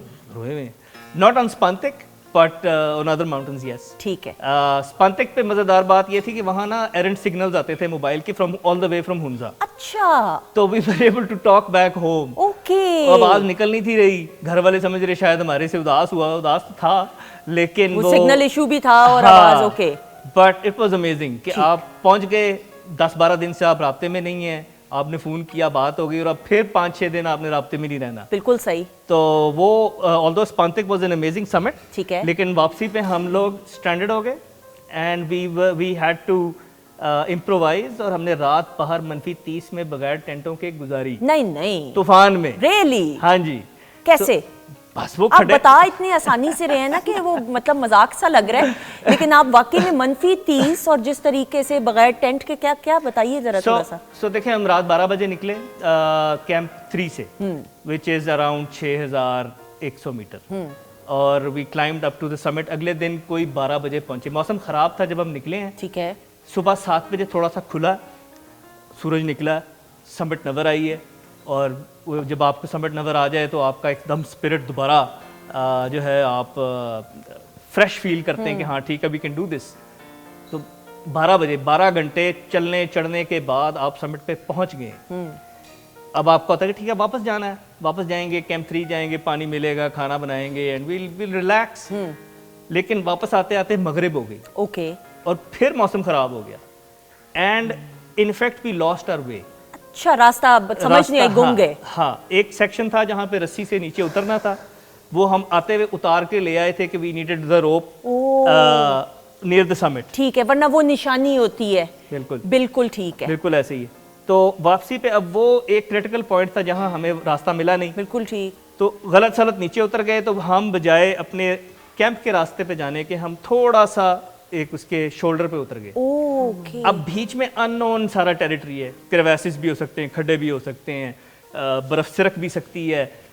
अब you can't take that risk. मतलब रात 12 बजे के चले गए, 12 बजे सबमिट की और अगली रात के 12 बज गए। सो 24 आवर्स वी आउट। अब आपने डिसाइड करना होता है कि इस जगह से will you risk going back to camp 3 from a new route, या आप रात किसी तरह गुजार लें ठीक, ताकि सूरज निकल आए तो आपको पता हो अब हाँ, हमने कहाँ जाना है। हाँ। अब वो उसमें होता ही है कि आप ज़ाहिर है थकावट है, सब कुछ है, आप सो नहीं सकते, मतलब नींद आपको आ रही है, लेकिन वो वाली नींद तो नहीं आ सकती है। हाँ, राइट, ट्रू। लेकिन अगर आप सो गए बाहर ही तो फिर आप जम जाएंगे। हाँ, ट्रू, बिल्कुल सही। That is the sweetest way to like die. बिल्कुल। फ्रॉस्ट बाइट का भी खतरा होगा ऑब्वियसली। माइल्ड सी हो भी गई। अच्छा, ठीक है। तो उसमें हमारे साथ थे बड़े एक सीनियर क्लाइंबर थे, retired colonel Abdul Jabbar Bhatti, he is also a medical doctor. तो उनकी गाइडेंस थी, ही वाज देयर। अब हम वहाँ बैठे हुए एक जगह पे, और हमारे साथ 10-12 लोग थे हम। तो वो उठ के ना पहाड़ की साइड पे गए, he started digging into it. Okay. With his ice axe बिल्फानी कुल्हाड़ा जो आपका होता है। अब मैं देख रहा हूँ कि यार इतना बुरा हाल है, थके हुए हैं, सोने का दिल कर रहा है, और मैं बैठा बैठा सो रहा था। ठीक है, मेरे पे मतलब बर्फ पड़ रही है, मैं वहाँ बैठा ना बिल्कुल ऐसे जैसे पोलर बेयर होता है, बिल्कुल ठीक है। But he is digging into the mountain, और हर 10-15 मिनट बाद ना मुझे आवाज देते थे, साथ उठ जाओ। यार मतलब खुदा का नाम है, सोने दो यार, मतलब हो गया जो करना था, सबमिट भी कर लिए, हो गया, सारा कुछ हो गया। आई डिड नॉट रियलाइज, मेरा दिमाग काम नहीं कर रहा था कि इफ आई हैड स्लेप्ट तो काम खत्म हो जाना था। बिल्कुल सही। सो ही केप्ट डिगिंग, क्योंकि सारी रात थी, मैं भी कह रहा हूँ इतने प्यार प्यार से मजे मजे से खोद रहे हैं, मतलब जल्दी खोदे, काम मुकाए वो बिचो। जान के कर रहे थे ताकि वक्त गुजर जाए और उनको भी नींद ना आए और आप लोगों को भी Exactly. इंगेज रखें। और इससे बड़ी बात यह है कि जब वो खड्डा खोद लिया उन्होंने, तो सबसे पहले मुझे अंदर डाला, खोद नहीं चलेगी।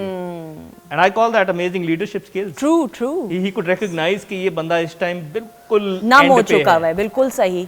सो उधर भी हिलुसिनेशन शुरू हो गई। अच्छा, क्या ये लोग कहते हैं, मैंने सुना है, ऑब्वियसली जिन भी नजर आ रहे होते हैं, कोई लोग नजर आएंगे, कुछ ऐसा कभी हुआ है कि नहीं? On a lighter note obviously.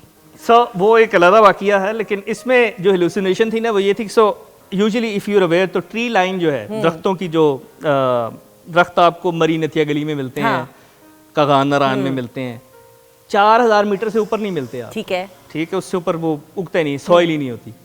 स्पांतिक पे हम ये 6000 मीटर से ऊपर हैं। ठीक है।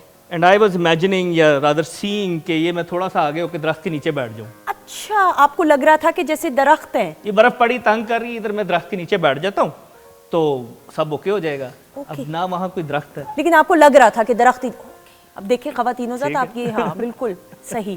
सो बड़ी बचत हुई, क्योंकि अगर मैं जरा सा आगे होके बैठ जाता तो शायद फिर पक्का ही बैठ जाता। खुदा ना खास्ता, बिल्कुल सही। अच्छा जी, जिन भूत वाली बात, वो भी कुछ हुआ है वाकया ऐसा? सो 2017 के स्टार्ट में सर्दियों में भी वेंट टू मालिका पर्वत, ठीक है, नारायण की हाईएस्ट पीक है, और वहाँ पे हम लोग उसके नॉर्थ फेस से क्लाइंब कर रहे थे उसको। शबाना, आपने मेरे पास आना, डर रही हैं आप थोड़ा सा? नहीं, घबरा रही है ना बच्ची। अच्छा जी।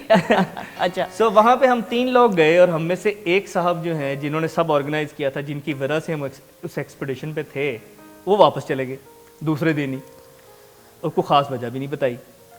तो हम लोग जो है 3 दिन पैदल चलते रहे आगे, और 3 दिन पैदल चलने के बाद जब हमने कैंप लगाया और अब हमने और आगे जाना था, तो मेरे साथ अब जो साथी था वो भी थोड़ा परेशान हो गया कि बस अब बस करे, वापस चले, जबकि वो बहुत मोटिवेटेड था जब हम निकले हैं। मैं बड़ा परेशान था कि अब क्या करें। खैर मैं उसको मोटिवेट कर रहा हूँ, उसको बता रहा हूँ बस हाँ आज थोड़ा सा आगे जाएंगे, यहाँ कैंप लगा के वापस आ जाएंगे। मीनवाइल ना अब हम we climbed through the valley, ठीक है, हर तरफ बर्फ है, सामने सिरन की पीक्स नजर आ रही है, और हम राइट साइड पहाड़ के ऊपर चढ़ के एक मैदान से निकल के तब ग्लेशियर के ऊपर पहुंचे। तो हमें 3 दिन लगे वहां आते। ठीक है। और मैं वापस मुड़ के देखता हूँ तो 3 बंदे चादर ओढ़े ना ऐसे लपेटे तुझसे वो नीचे से आ रहे हैं। अच्छा। उनमें से एक ने क्लैशनकोफ भी उठाई हुई। अच्छा, अच्छी बात ये थी कि उन्होंने गन रख दी और फिर वो हमारी तरफ आ रहे हैं। ठीक है। मैं सोच रहा हूँ हम 3 दिन पैदल चल के आए, ये कौन है जो जिनके बचे हैं जो पहुंच गए? पहुंच भी गए, बिल्कुल ठीक। खैर उन्होंने हमें नीचे कहा, जी नीचे आओ। मैंने कहा इतना मुश्किल से ऊपर आए, हम नीचे क्यों आए? खैर वो बड़ी बहस तकरार के बाद जो है ना हम में से एक नीचे गया, हाँ। उनसे गपशप लगी, तो उसने फिर मुझे इशारा किया नीचे आ जाओ, नहीं तो मैं अपनी आईसेक्स निकाल के खड़ा हुआ था कि जी बात जी लड़ाई होएगी। ठीक है। But anyway so I went down, पता लगा जी हमारा रेस्क्यू हो रहा है। मैंने कहा हम तो अपने पैरों पे खड़े हैं, हमारा क्यों रेस्क्यू कर रहे हो? सही। तो कहा जी वो जो आपका एक साथी आया था ना वो वापस चला गया है, उसने आपके लिए जो है ना बंदे भेजे हैं कि जी आपको वापस लेके जाना है। वी डोंट नो, हमें ऑर्डर्स हैं, हम फॉरेस्ट डिपार्टमेंट और पुलिस डिपार्टमेंट और इसकी तरफ से आए हुए हैं, केपी गवर्नमेंट की तरफ से, तो आपको वापस जाना पड़ेगा। अच्छा ठीक है चले जाते हैं। बड़े बदमज़ा से हुए कि हम तो पहाड़ चढ़ने आए थे, हमें वापस जाना पड़ा। वापस चले गए, पहुंच गए, वो बंदा हमारा इंतजार कर रहा जो हमारे साथी था। तो जब हम पहुंचे हैं तो उससे फिर मैंने पूछा कि भाई क्या हुआ? तो कहता है कि यार देखो मैं पिछले 3 दिन से सोया नहीं हूँ। हाँ। क्या हुआ? कहता है मैंने एक ऐसी चीज़ देख ली जिसकी वजह से मैं वापस मुड़ गया हूँ। मैंने कहा जी क्या देख लिया आपने? हम भी तीनों तो इकट्ठे थे। हाँ। आपने ऐसा क्या देखा? हाँ। कहता है जी मैंने ना एक ऐसी हस्ती, ऐसी बीइंग देखी जिसने बात किए बगैर मेरे से सब कम्युनिकेट किया, और वो ऐसे था जैसे वो मुझे जानती है। अच्छा। वो मेरी हर चीज जानती थी और उसने मुझे वार्न किया कि तुम लोगों ने आगे नहीं जाना। हाँ। अच्छा जी ठीक है, फिर क्या हुआ? तो वो खैर शुक्र है मैंने नहीं देख ली थी, बट एनीवे सो पता ये लगा कि भाई को पिछल पैरी नजर आ गई थी अच्छा। हाँ जी, और उसने जो है ना ऐसा हमें वापस बुलाया कि उसके बाद जो है ना लेकिन हुआ ये, बचा लिया आपको। बचा लिया उसने, क्योंकि हम जब वापस मुड़े हैं उससे अगले दिन बर्फबारी शुरू हुई। हाँ। और वो कई दिन चलती रही है और मीटरों के हिसाब से बर्फ पड़ी। तो it was a blessing in disguise कि वो आपको अल्लाह ताला ने बचा लिया, वरना आप अल्लाह ना करे उधर फंस भी सकते थे। बिल्कुल फंस सकते थे। सो मैं ये देख रहा हूँ कि मतलब थी तो बेचारी पिछल पैरी, बिल्कुल सही, लेकिन she had very good intention. She had very good intention. Shabana आपने बाहर जाना, चक्कर लगा के आना है, तो बच्ची डर गई है। लेकिन ख़वातीनो साथ ये बताने का मकसद ये है कि ये आसान काम नहीं है। माउंटेनियरिंग की हम बात करें या जितने भी एडवेंचर्स की बात करें, बिफोर वी वाइंड अप, वाकयात इतने मज़े के हैं कि वरना मैं क्यों दे देती हूँ गेस्ट को कि जल्दी वाक्य को ख़त्म करें, लेकिन इतने मज़े के कि मैं एक्चुअली विजुअलाइज भी करी थी।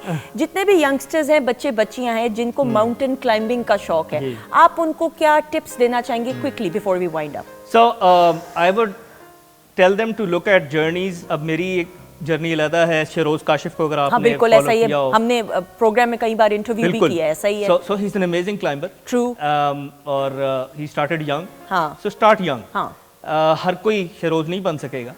सो for that my journey is there, I did it very gradually. मतलब 96 से शुरू होकर 2006 में क्लाइंबिंग शुरू की, 12 में स्पंतिक की, फिर 8000 का सोचना शुरू किया। अभी तक I've been to नांगा पर्वत, I've been to Everest, I've been to गैशिब्रम, माशाल्लाह, I've been to Broad Peak twice. Excellent. Summit अभी भी कोई नहीं हुई, लेकिन I'm still going. इस साल इंशाल्लाह फिर नांगा पर्वत जाऊंगा। So dream big and keep doing what you're doing. Whatever the people say, आपने सिर्फ अपने आप को एंड ऑफ द डे जवाब देना। लेकिन आपने फुली इक्विप्ड भी होना है। टाइम कौन सा बेहतरीन साल का होता है? सो अब तो आप किसी भी टाइम जा सकते हैं, but yes June starting Nanga पर्वत का सीजन है, जुलाई K2 ब्रॉड पीक का सीजन है। कोर्सेज ऑफर होते हैं, पाकिस्तान में भी आप कर सकते हैं। And yes you will learn gradually. ये कोई शॉर्टकट नहीं है माउंटेनियरिंग में, लाइक एनी अदर, क्योंकि ये मजाक नहीं है ख़वातीनो ज़ात। आपने ये पहाड़ पे जाना है, पहाड़ को आपने समझना है, पहाड़ ने नहीं आपको समझना। उधर जो हालात होंगे, आप जो मर्जी कर लें, जो टेक्नोलॉजी सारी उधर फेल हो जाती है। इफ आई मे से सो, आपने मुझे करेक्ट करना है। आप जो मर्जी सोच लें कि नहीं वेदर, आपने देख लिया कि यहाँ पे तो बर्फ़ नहीं पड़ेगी, तूफान नहीं आएगा, यू नेवर नो कि आप पहाड़ की चोटी के पास भी चले जाएंगे तो क्या हालात होंगे। प्लीज़ खुदारा, तो ट्रेनिंग कंप्लीट करके फिर ज़रूर इस शौक को परस्यू कीजिए। Thank you so much, most welcome, बहुत शुक्रिया, थैंक यू सो मच जी। शबाना की मौजूदगी में शबाना कौन सा कलाम पेश करेंगी अब आप? बहुत ही ट्रेंडिंग पे कलाम है, उठ शाह हुसैना वेख ले सी बदली बैठे। बिस्मिल्लाह।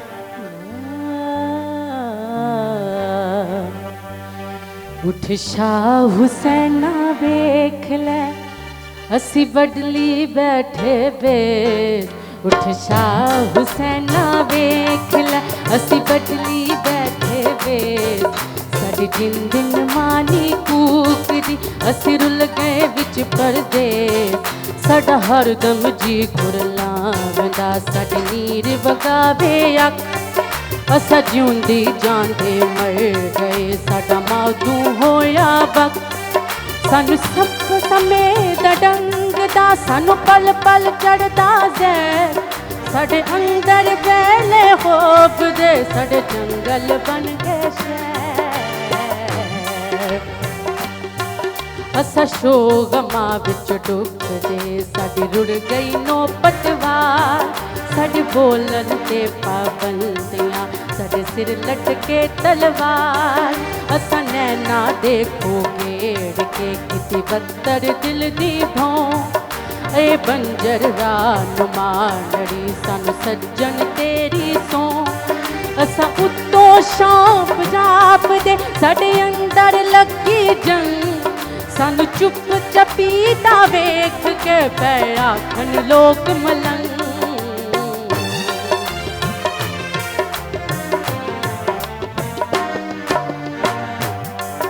असा दुर तो दुखड़े जाग दे साडे लेखी लिखिया सो। सानू बाट लमेरी दुख दी साडे उमरो लम्मे रोग। साडे वेड़े पौड़ी दुख दी साडा रो रो चोया नूर। ए ओखर साडी टाल दी तेरा जीवे शहर कसूर।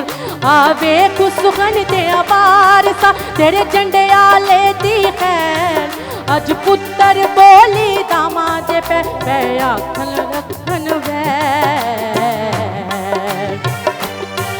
अज हीर तेरी पई सैकदी अज कै दो चढ़िया रंग अज तख्त हजारे टह गए अज उजड़िया तेरा चंग अज बेले हो गए सुलझड़े अज सुकिया वेख जनाब अज फिरन अजुड़दा रांझड़े अज खेड़े करदे चा अज टुट्टी बंजली परीत दी अज मुक सुक गहने गीत बन जोगी दर दर टोलिया सन कोई ना मिलिया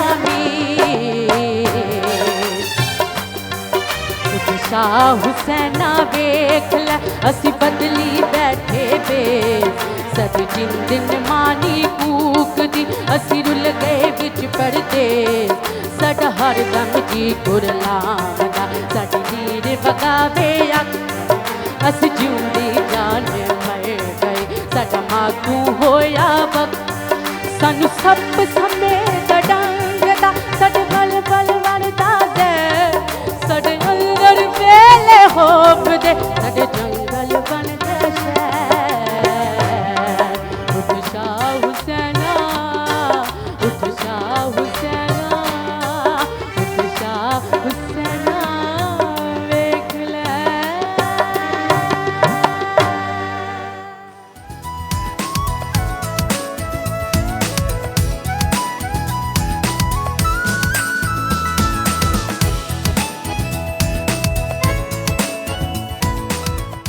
जी ख़वातीन नौज़ात, हम आपको खुश आमदीद कहते हैं वीकेंड एट होम की live transmission Pakistan television network Lahore centre से बराह रास्त आप हमारी टीम और सुंदस जमील के साथ देख रहे हैं।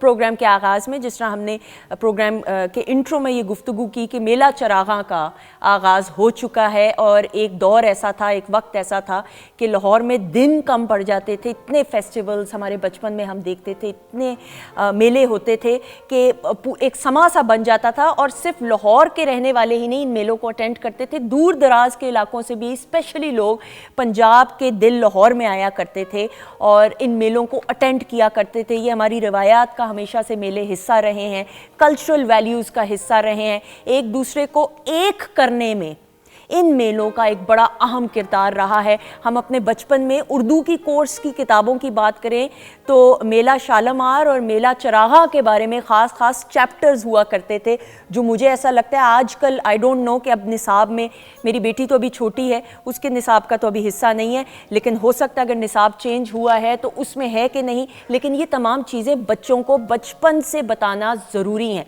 सो इस मेले का आगाज़ हो चुका है। इस मेले की अहमियत और इसकी हिस्ट्री के बारे में जानने के लिए और बिलखसूस जो दूर दराज के इलाकों से लोग आते हैं वो क्या कुछ सीखते हैं, ये तमाम बातें हम एक ऐसी शख्सियत से जानेंगे जो हमारी अपनी है, मेरी आपा है और अल्लाह ताला ने इनको बहुत इज़्ज़त से नवाजा है, बड़े बड़े ओहदों पे ये फाइज़ रही हैं और ये इनकी अच्छी तरबियत और अच्छी सोहबत का भी नतीजा है कि बड़ी उम्दगी के साथ जब जब इनको बुलाया है हर मौजू के ऊपर गुफ्तगू करती हैं। डॉक्टर सुगरा सदफ साहिबा हमारे साथ मौजूद हैं, कॉलमिस्ट हैं, राइटर हैं, शायरा हैं और मुख्तलिफ ओहदों पे फाइज रह चुकी हैं। इस वक्त विजदान इंस्टीट्यूट ऑफ सूफिज़म की चेयरपर्सन है। अस्सलाम वालेकुम आपा। वालेकुम सलाम। कैसी हैं आप? बिल्कुल ठीक हूँ। गो के आपके तारुफ में मैं इंसाफ नहीं कर सकी हूँ, लेकिन बहुत शुक्रिया आपका, बहुत शुक्रिया, थैंक यू सो मच। ख़वातीन नौज़ात, हम मेला और हमारे साथ शबाना भी मौजूद हैं। मेला चरागां के हवाले से गुफ्तगू करें, बात करें तो कुछ आपके साथ शेयर करते हुए जी।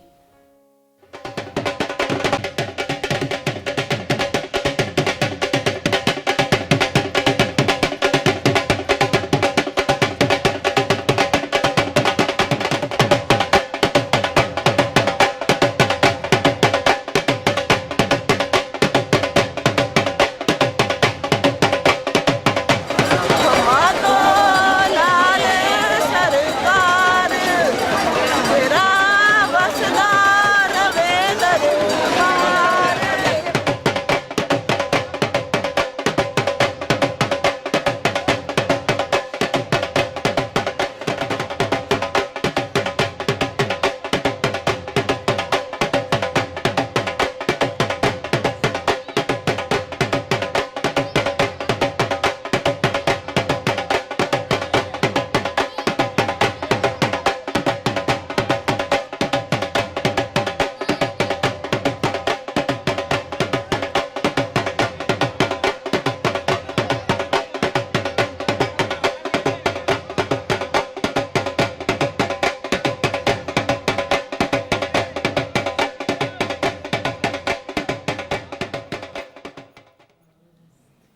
जी ख़वातीनो आज़ाद, अरे वाह, अरे वाह वाह। और ये डॉक्टर साहिबा बेहतर अंदाज से बता सकेंगी। डॉक्टर साहिबा, एक तो रौनक इन मेलों के ज़रिए और तमाम अफराद को एक करने में इन मेलों का बड़ा अहम किरदार है।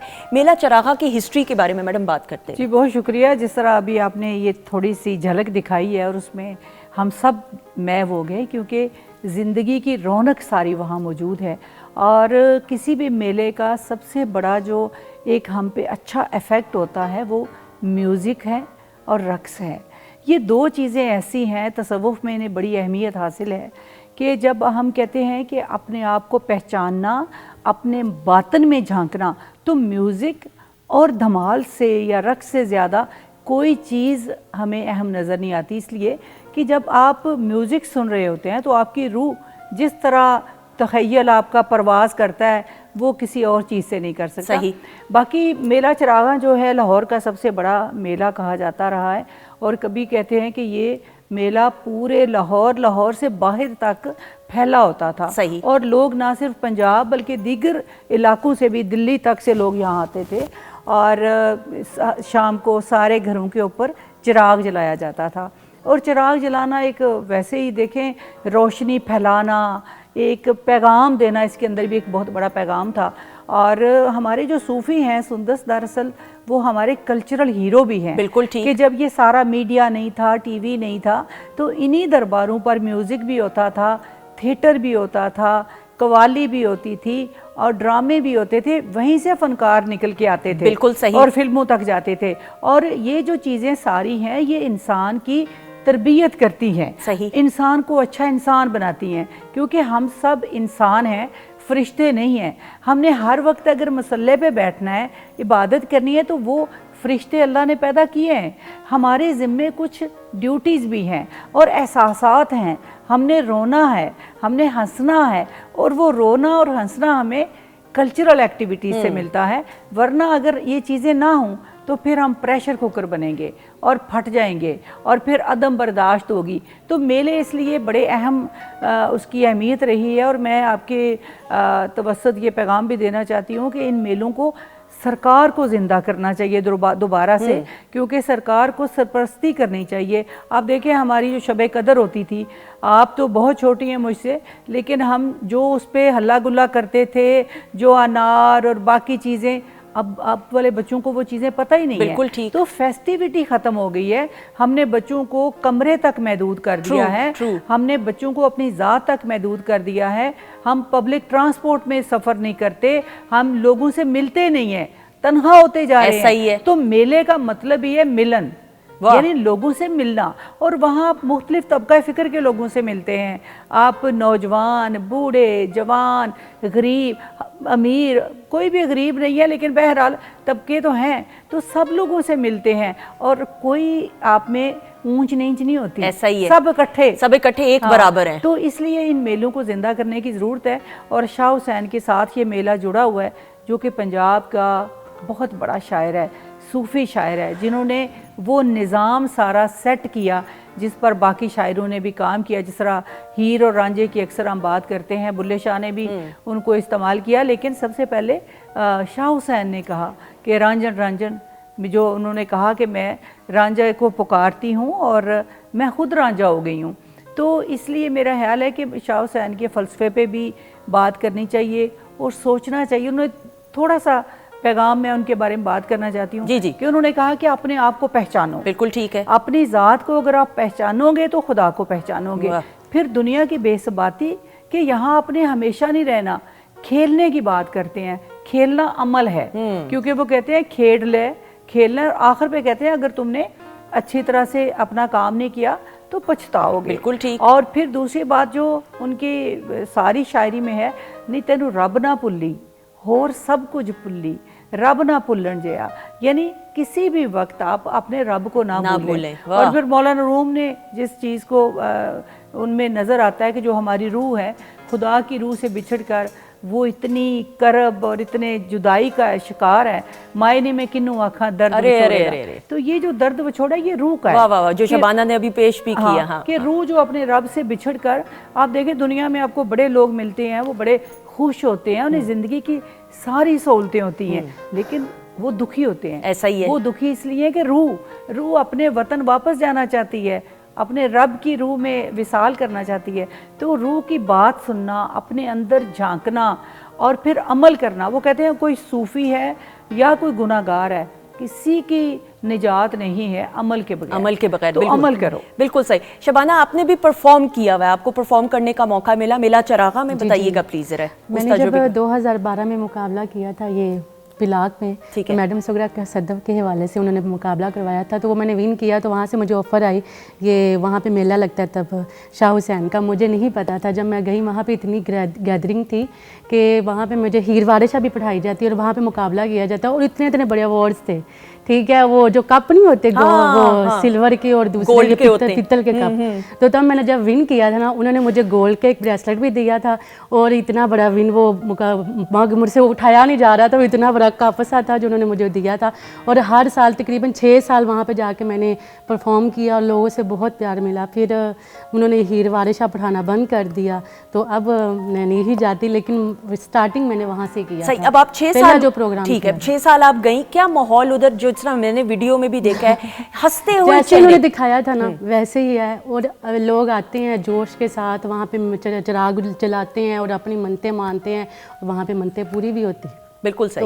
और खाने पीने का एहतमाम, एक फेस्टिवल होता है आपा। और बिलखुसूस, हाँ बिलखुसूस अगर मैं बात करूं मेला चरागा के, जो मेले के दौरान जो खानों के स्टॉल होते हैं, उनकी भी एक खास अहमियत है कि वो खाने हमें पूरे साल शायद ना मिले। अगर मेरी सलाह करनी है तो कीजिए प्लीज। बिल्कुल, नहीं मिल तो जाते हैं, लेकिन इस तरह इकट्ठे नहीं मिलते। बिल्कुल, क्योंकि वो एक खालिस हमारे देसी खाने होते हैं।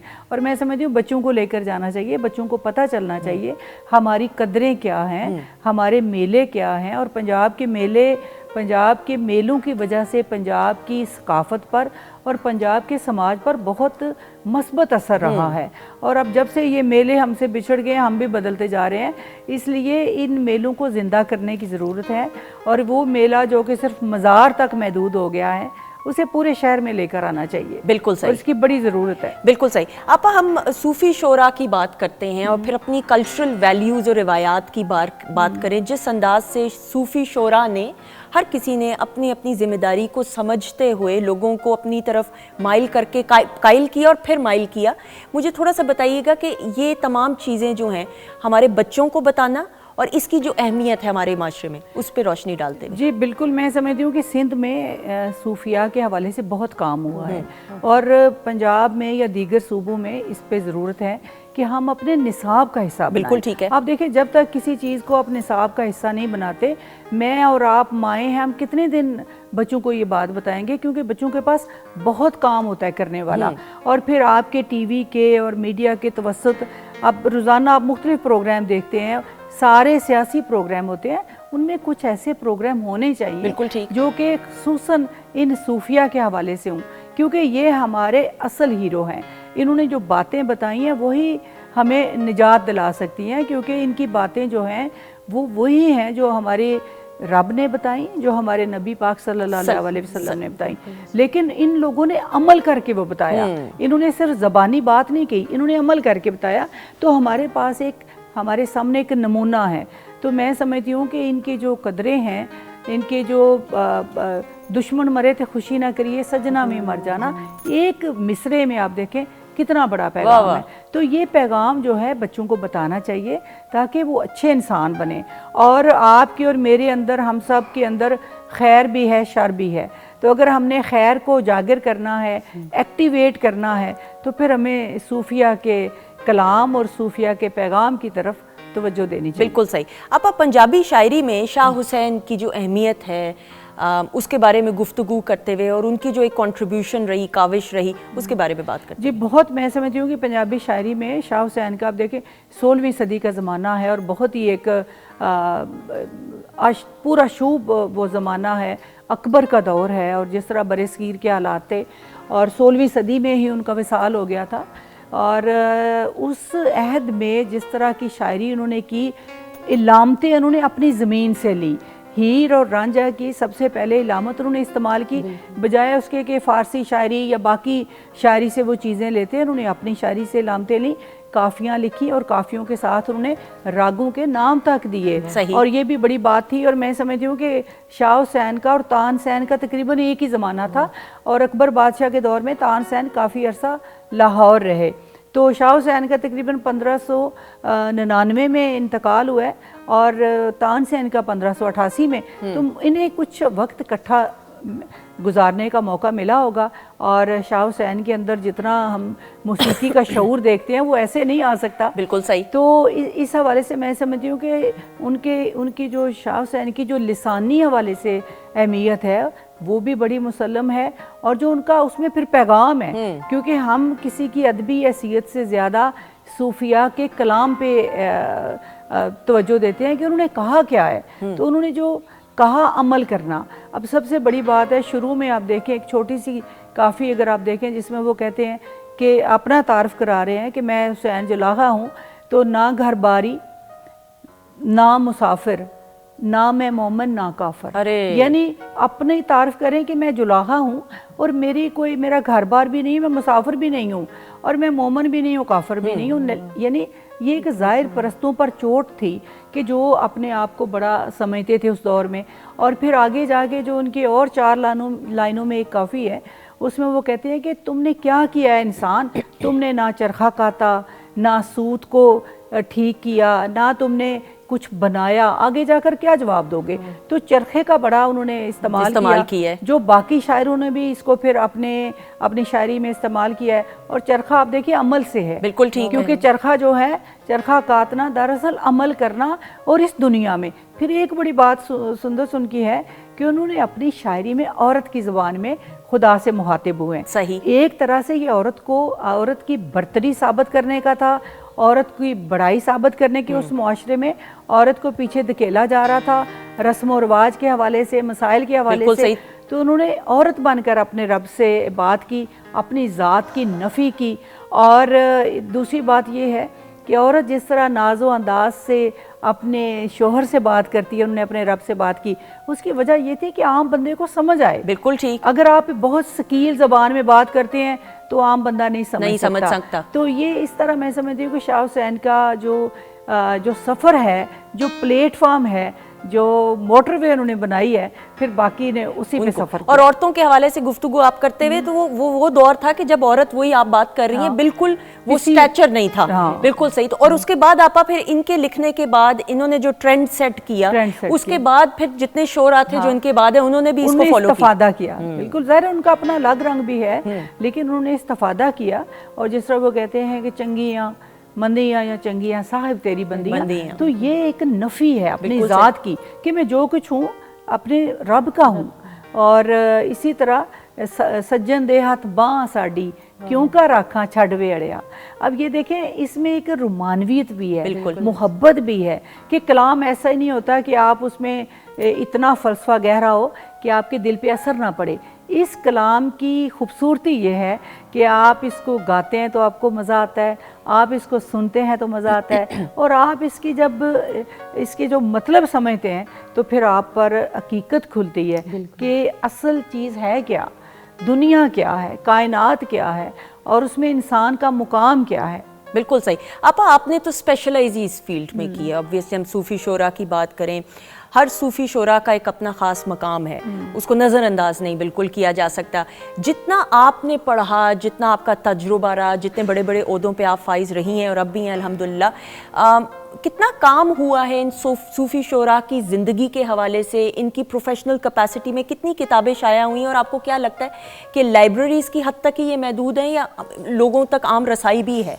मेरा ख्याल है कि इसमें हमें बदकिस्मती से यही कहना पड़ता है कि कम काम हुआ है। पिलाक में मैंने तकरीबन सारे सूफिया को कोशिश की थी कि तराजम कराए जाएं, क्योंकि हमारे बहुत सारे बच्चे पंजाबी नहीं पढ़ सकते, उनको उर्दू में और अंग्रेज़ी में हमने कुछ 40-50 किताबें छापी हैं। इसके अलावा मैं समझती हूँ कि ये बहुत कम काम है, इतना काम नहीं है कि जिस पे हम फ़ख्र महसूस करें। हमें ज़्यादा काम करना चाहिए और ये किसी एक इदारे के बस के बात भी नहीं है, ये हर इदारे को काम करना चाहिए। क्योंकि आप एजुकेशन लेवल के हवाले से बात करें तो ये महकमे को भी काम करना चाहिए। कि स्कूलों में, कॉलेजों में, अपने निसाब में इसको शामिल करें। फिर शाह हुसैन की हम जब बात करते हैं, शाह पंजाबी ज़बान की बात करते हैं, तो शाह हुसैन ने जो ज़बान इस्तेमाल की वो पूरे पंजाब की ज़बान सही। उसमें क्योंकि मुख्तलिफ लहजे हैं पंजाबी ज़बान के, और अब 20 मील के फासले पे जाते हैं तो आपको एक नया लहजा मिलता है। तो वो सारे लहजे जो हैं वो शाह हुसैन की ज़बान में हैं और सब लोग उसे समझते हैं। इसलिए मैं समझती हूँ कि मेला चरागां के मौके पर ये ज़रूर मैं पैगाम देना चाहती हूँ कि हमें इनकी फ़िक्र को फैलाना चाहिए, और इसकी फ़िक्र को अगर फैलाने में किसी ने बहुत किरदार, आपने कहा ना कि क्या आप मुतमिन हैं, तो मैं एक हवाले से मुतमिन हूँ कि उन किरदार अदा किया गुलकारों ने, मौसीकारों ने, प्रोड्यूसर्स ने। इन लोगों ने जब कलाम गाया, उसकी धुनें बनाई, तो वो लोग जो पंजाबी नहीं पढ़ सकते, जो अनपढ़ हैं, उन्होंने भी सुना और उस पर अमल किया और अच्छे इंसान बनने में एक उनको जो है तरवीज मिली। बिल्कुल ठीक। तो ये इन्होंने बहुत काम किया। बिल्कुल सही। कुछ आप कहना चाहेंगी? मैं मैडम से एक मेरा क्वेश्चन है कि जो माधो लाल हुसैन क्यों कहा जाता है, क्योंकि शाह हुसैन उनका नाम है, माधो कौन थे? ये माधो जो है, वैसे तो शाह हुसैन साहब से बहुत सारी करामतें जुड़ी हुई हैं, जिस तरह कुरान पाक के हवाले से है कि 30 दिनों में उन्होंने 23 पारे हिफ्ज़ कर लिए थे, और वो किताबें कुएं में फेंक दी, तो बाहर निकाली तो वो खुश्क थी, बहुत सारी हैं। और ये एक सुंदर ये भी बात है कि लोग अक्सर कहते हैं कि जो सूफ़ी शायर हैं, शायद ये शरीयत से दूर होते हैं, और ये कोई ऐसी बात नहीं होती। एक वक्त इन पर आता है कि जब ये अपनी सुध बुध भूल जाते हैं, वो भी एक तजुर्बा होता है, उससे गुजरना भी ज़रूरी होता है। तो शाह हुसैन पर भी आया वक्त जब उन्होंने किताबें फेंक दी और एक नारा लगाते हुए बाहर निकल आए, लेकिन उससे वो फिर निकले और अपने मुर्शिद के हुक्म पर, शाह बहलूल के हुक्म पर, वो पूरा दिन जो है हज़रत दाता गंज बख्श के दरबार पर वो इबादत करते थे, और शाम को रात को रावी में खड़े होकर पूरा कुरान पाक पढ़ते थे। और उनकी दोस्ती थी माधो से, माधो एक हिंदू लड़का था और उससे दोस्ती थी। अब जब हम दोस्ती की बात करते हैं तो आप मुख्तलिफ लोगों से मिलते हैं ज़िंदगी में, कुछ लोग आपको देखते बहुत अच्छे लगते हैं क्योंकि आपकी फ्रीक्वेंसी एक जैसी होती है। अगर आप मस्बत सोच की हामिल हैं और आपके अंदर म्यूज़िक का, खैर का एक मुनासिब आपके तनासब होता है, क्योंकि आग पानी मट्टी हवा एक जैसी नहीं है, आप में भी मुझ में भी। क्योंकि अगर हमारे में फ़र्क होगा तो हम किसान होंगे, हम इंजीनियर होंगे, हम गुलकार होंगे, इसी का तनासब होता है। बिल्कुल ठीक है। तो जो लोग आपको अच्छे लगते हैं उनमें एक जैसी खसूसियात होती हैं, तो दोस्त बनते हैं। तो रूहानी जो कशिश होती है ना सूफिया को और बाबों को, वो भी करीब लाती है लोगों के। तो कुछ लोगों में खुदा की तरफ से ये चीज़ें और बहुत सारे में भेजी जाती हैं। अब जो सूफ़ी हैं ये मकनातीस है ना एक सूफीज़म का, क्योंकि रूह खुदा की आप में भी है, मुझ में भी है, लेकिन हमारे अंदर उतना मैग्नेट नहीं रखा गया जितना शाह हुसैन के अंदर था, माधो के था। तो जब उनको वो नज़र आता है तो वो फिर उसकी तरफ लपकते हैं। बिल्कुल ठीक और है। वो उसे कहते हैं कि हमें इसमें अपने रब का जलवा नज़र आया। इससे उनकी दोस्ती हुई और उसको बड़ा लोगों ने जो है उस पर तनकीद भी की कि वो हिंदू है, लेकिन सूफ़ी इसी की तो नफ़ी भी करता है ना, कि वो कहता है कि इंसान जो रब का बंदा है वो किसी भी मज़हब से हो, वो आपके लिए काबिल एहतराम है, क्योंकि उसके अंदर रब की रूह है। और ये रब की तकसीम है कि उसने आपको कहाँ पैदा किया है, किस मज़हब में पैदा किया, आप ठेकेदारी नहीं कर सकते। तो उनकी बड़ी दोस्ती होगी, बाद में उन्होंने इस्लाम भी कबूल कर लिया और अब उनकी कब्र जो है, रोज़ा जो है, वो भी शाह हुसैन के साथ। आप कभी गई हूँ तो आपने देखा है लोग वहाँ भी दुआ करते हैं। तो ये भी एक मिसाल है कि एक सूफ़ी अपने अमल से किस तरह मुतासर करता है और खुदा किस तरह इनायत करता है किसी भी बंदे पे, वो किसी भी मज़हब का बंदा। बिल्कुल सही। आपा गुफ्तगू आपके साथ इतनी, बल्कि मैं ये सोच रही थी आप जब गुफ्तगू कर रही थी कि आपा के मैंने इतने इंटरव्यूज़ किए हैं, लेकिन अभी तक एक पर्सनल इंटरव्यू जो है वो एक कमी सी महसूस है, इस वादे के साथ कि एक पर्सनल इंटरव्यू आपका ज़रूरी है, क्योंकि आपके तजुर्बे इतने हैं कि उससे हम बहुत कुछ सीख सकते हैं। Thank you so much. बहुत शुक्रिया ख़वातीन हज़रात, आपका भी बहुत बहुत शुक्रिया। शेफ़ अनम का भी बहुत बहुत शुक्रिया। Thank you. Presentation chef Anam ने जो प्रेजेंट किया दिखा दीजिएगा please. Thank you so much, बहुत शुक्रिया। जीती रहे, खुश रहें।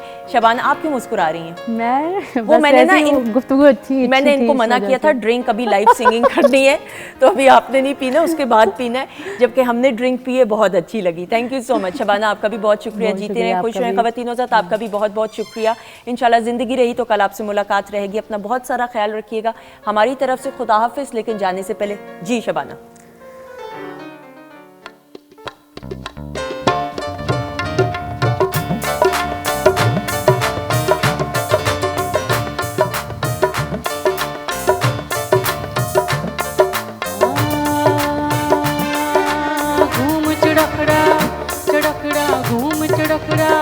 चड़खड़ा घूम चड़खड़ा साइया दा तेरी कत्तण वाली जीवे, घूम चड़खड़ा साइया दा तेरी कत्तण वाली जीवे, कत्तण वाली जीवे, कत्तण वाली जीवे, लड़ियां वटण वाली जीवे, घूम चड़खड़ा चड़खड़ा घूम चड़खड़ा साइया दा तेरी कत्तण वाली जीवे।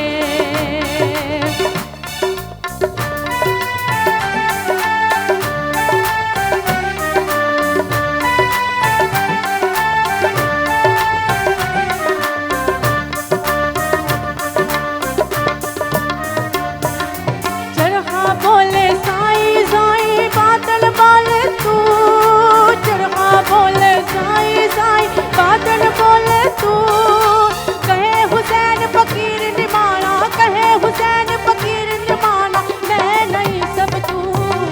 घूम चड़खड़ा चड़खड़ा घूम चड़खड़ा चड़खड़ा घूम चड़खड़ा साइया दा तेरी कत्तण वाली जीवे, कत्तण वाली जीवे, कत्तण वाली जीवे, लड़ियां वटण वाली जीवे, घूम चड़खड़ा चड़खड़ा घूम चड़खड़ा साइया दा तेरी कत्तण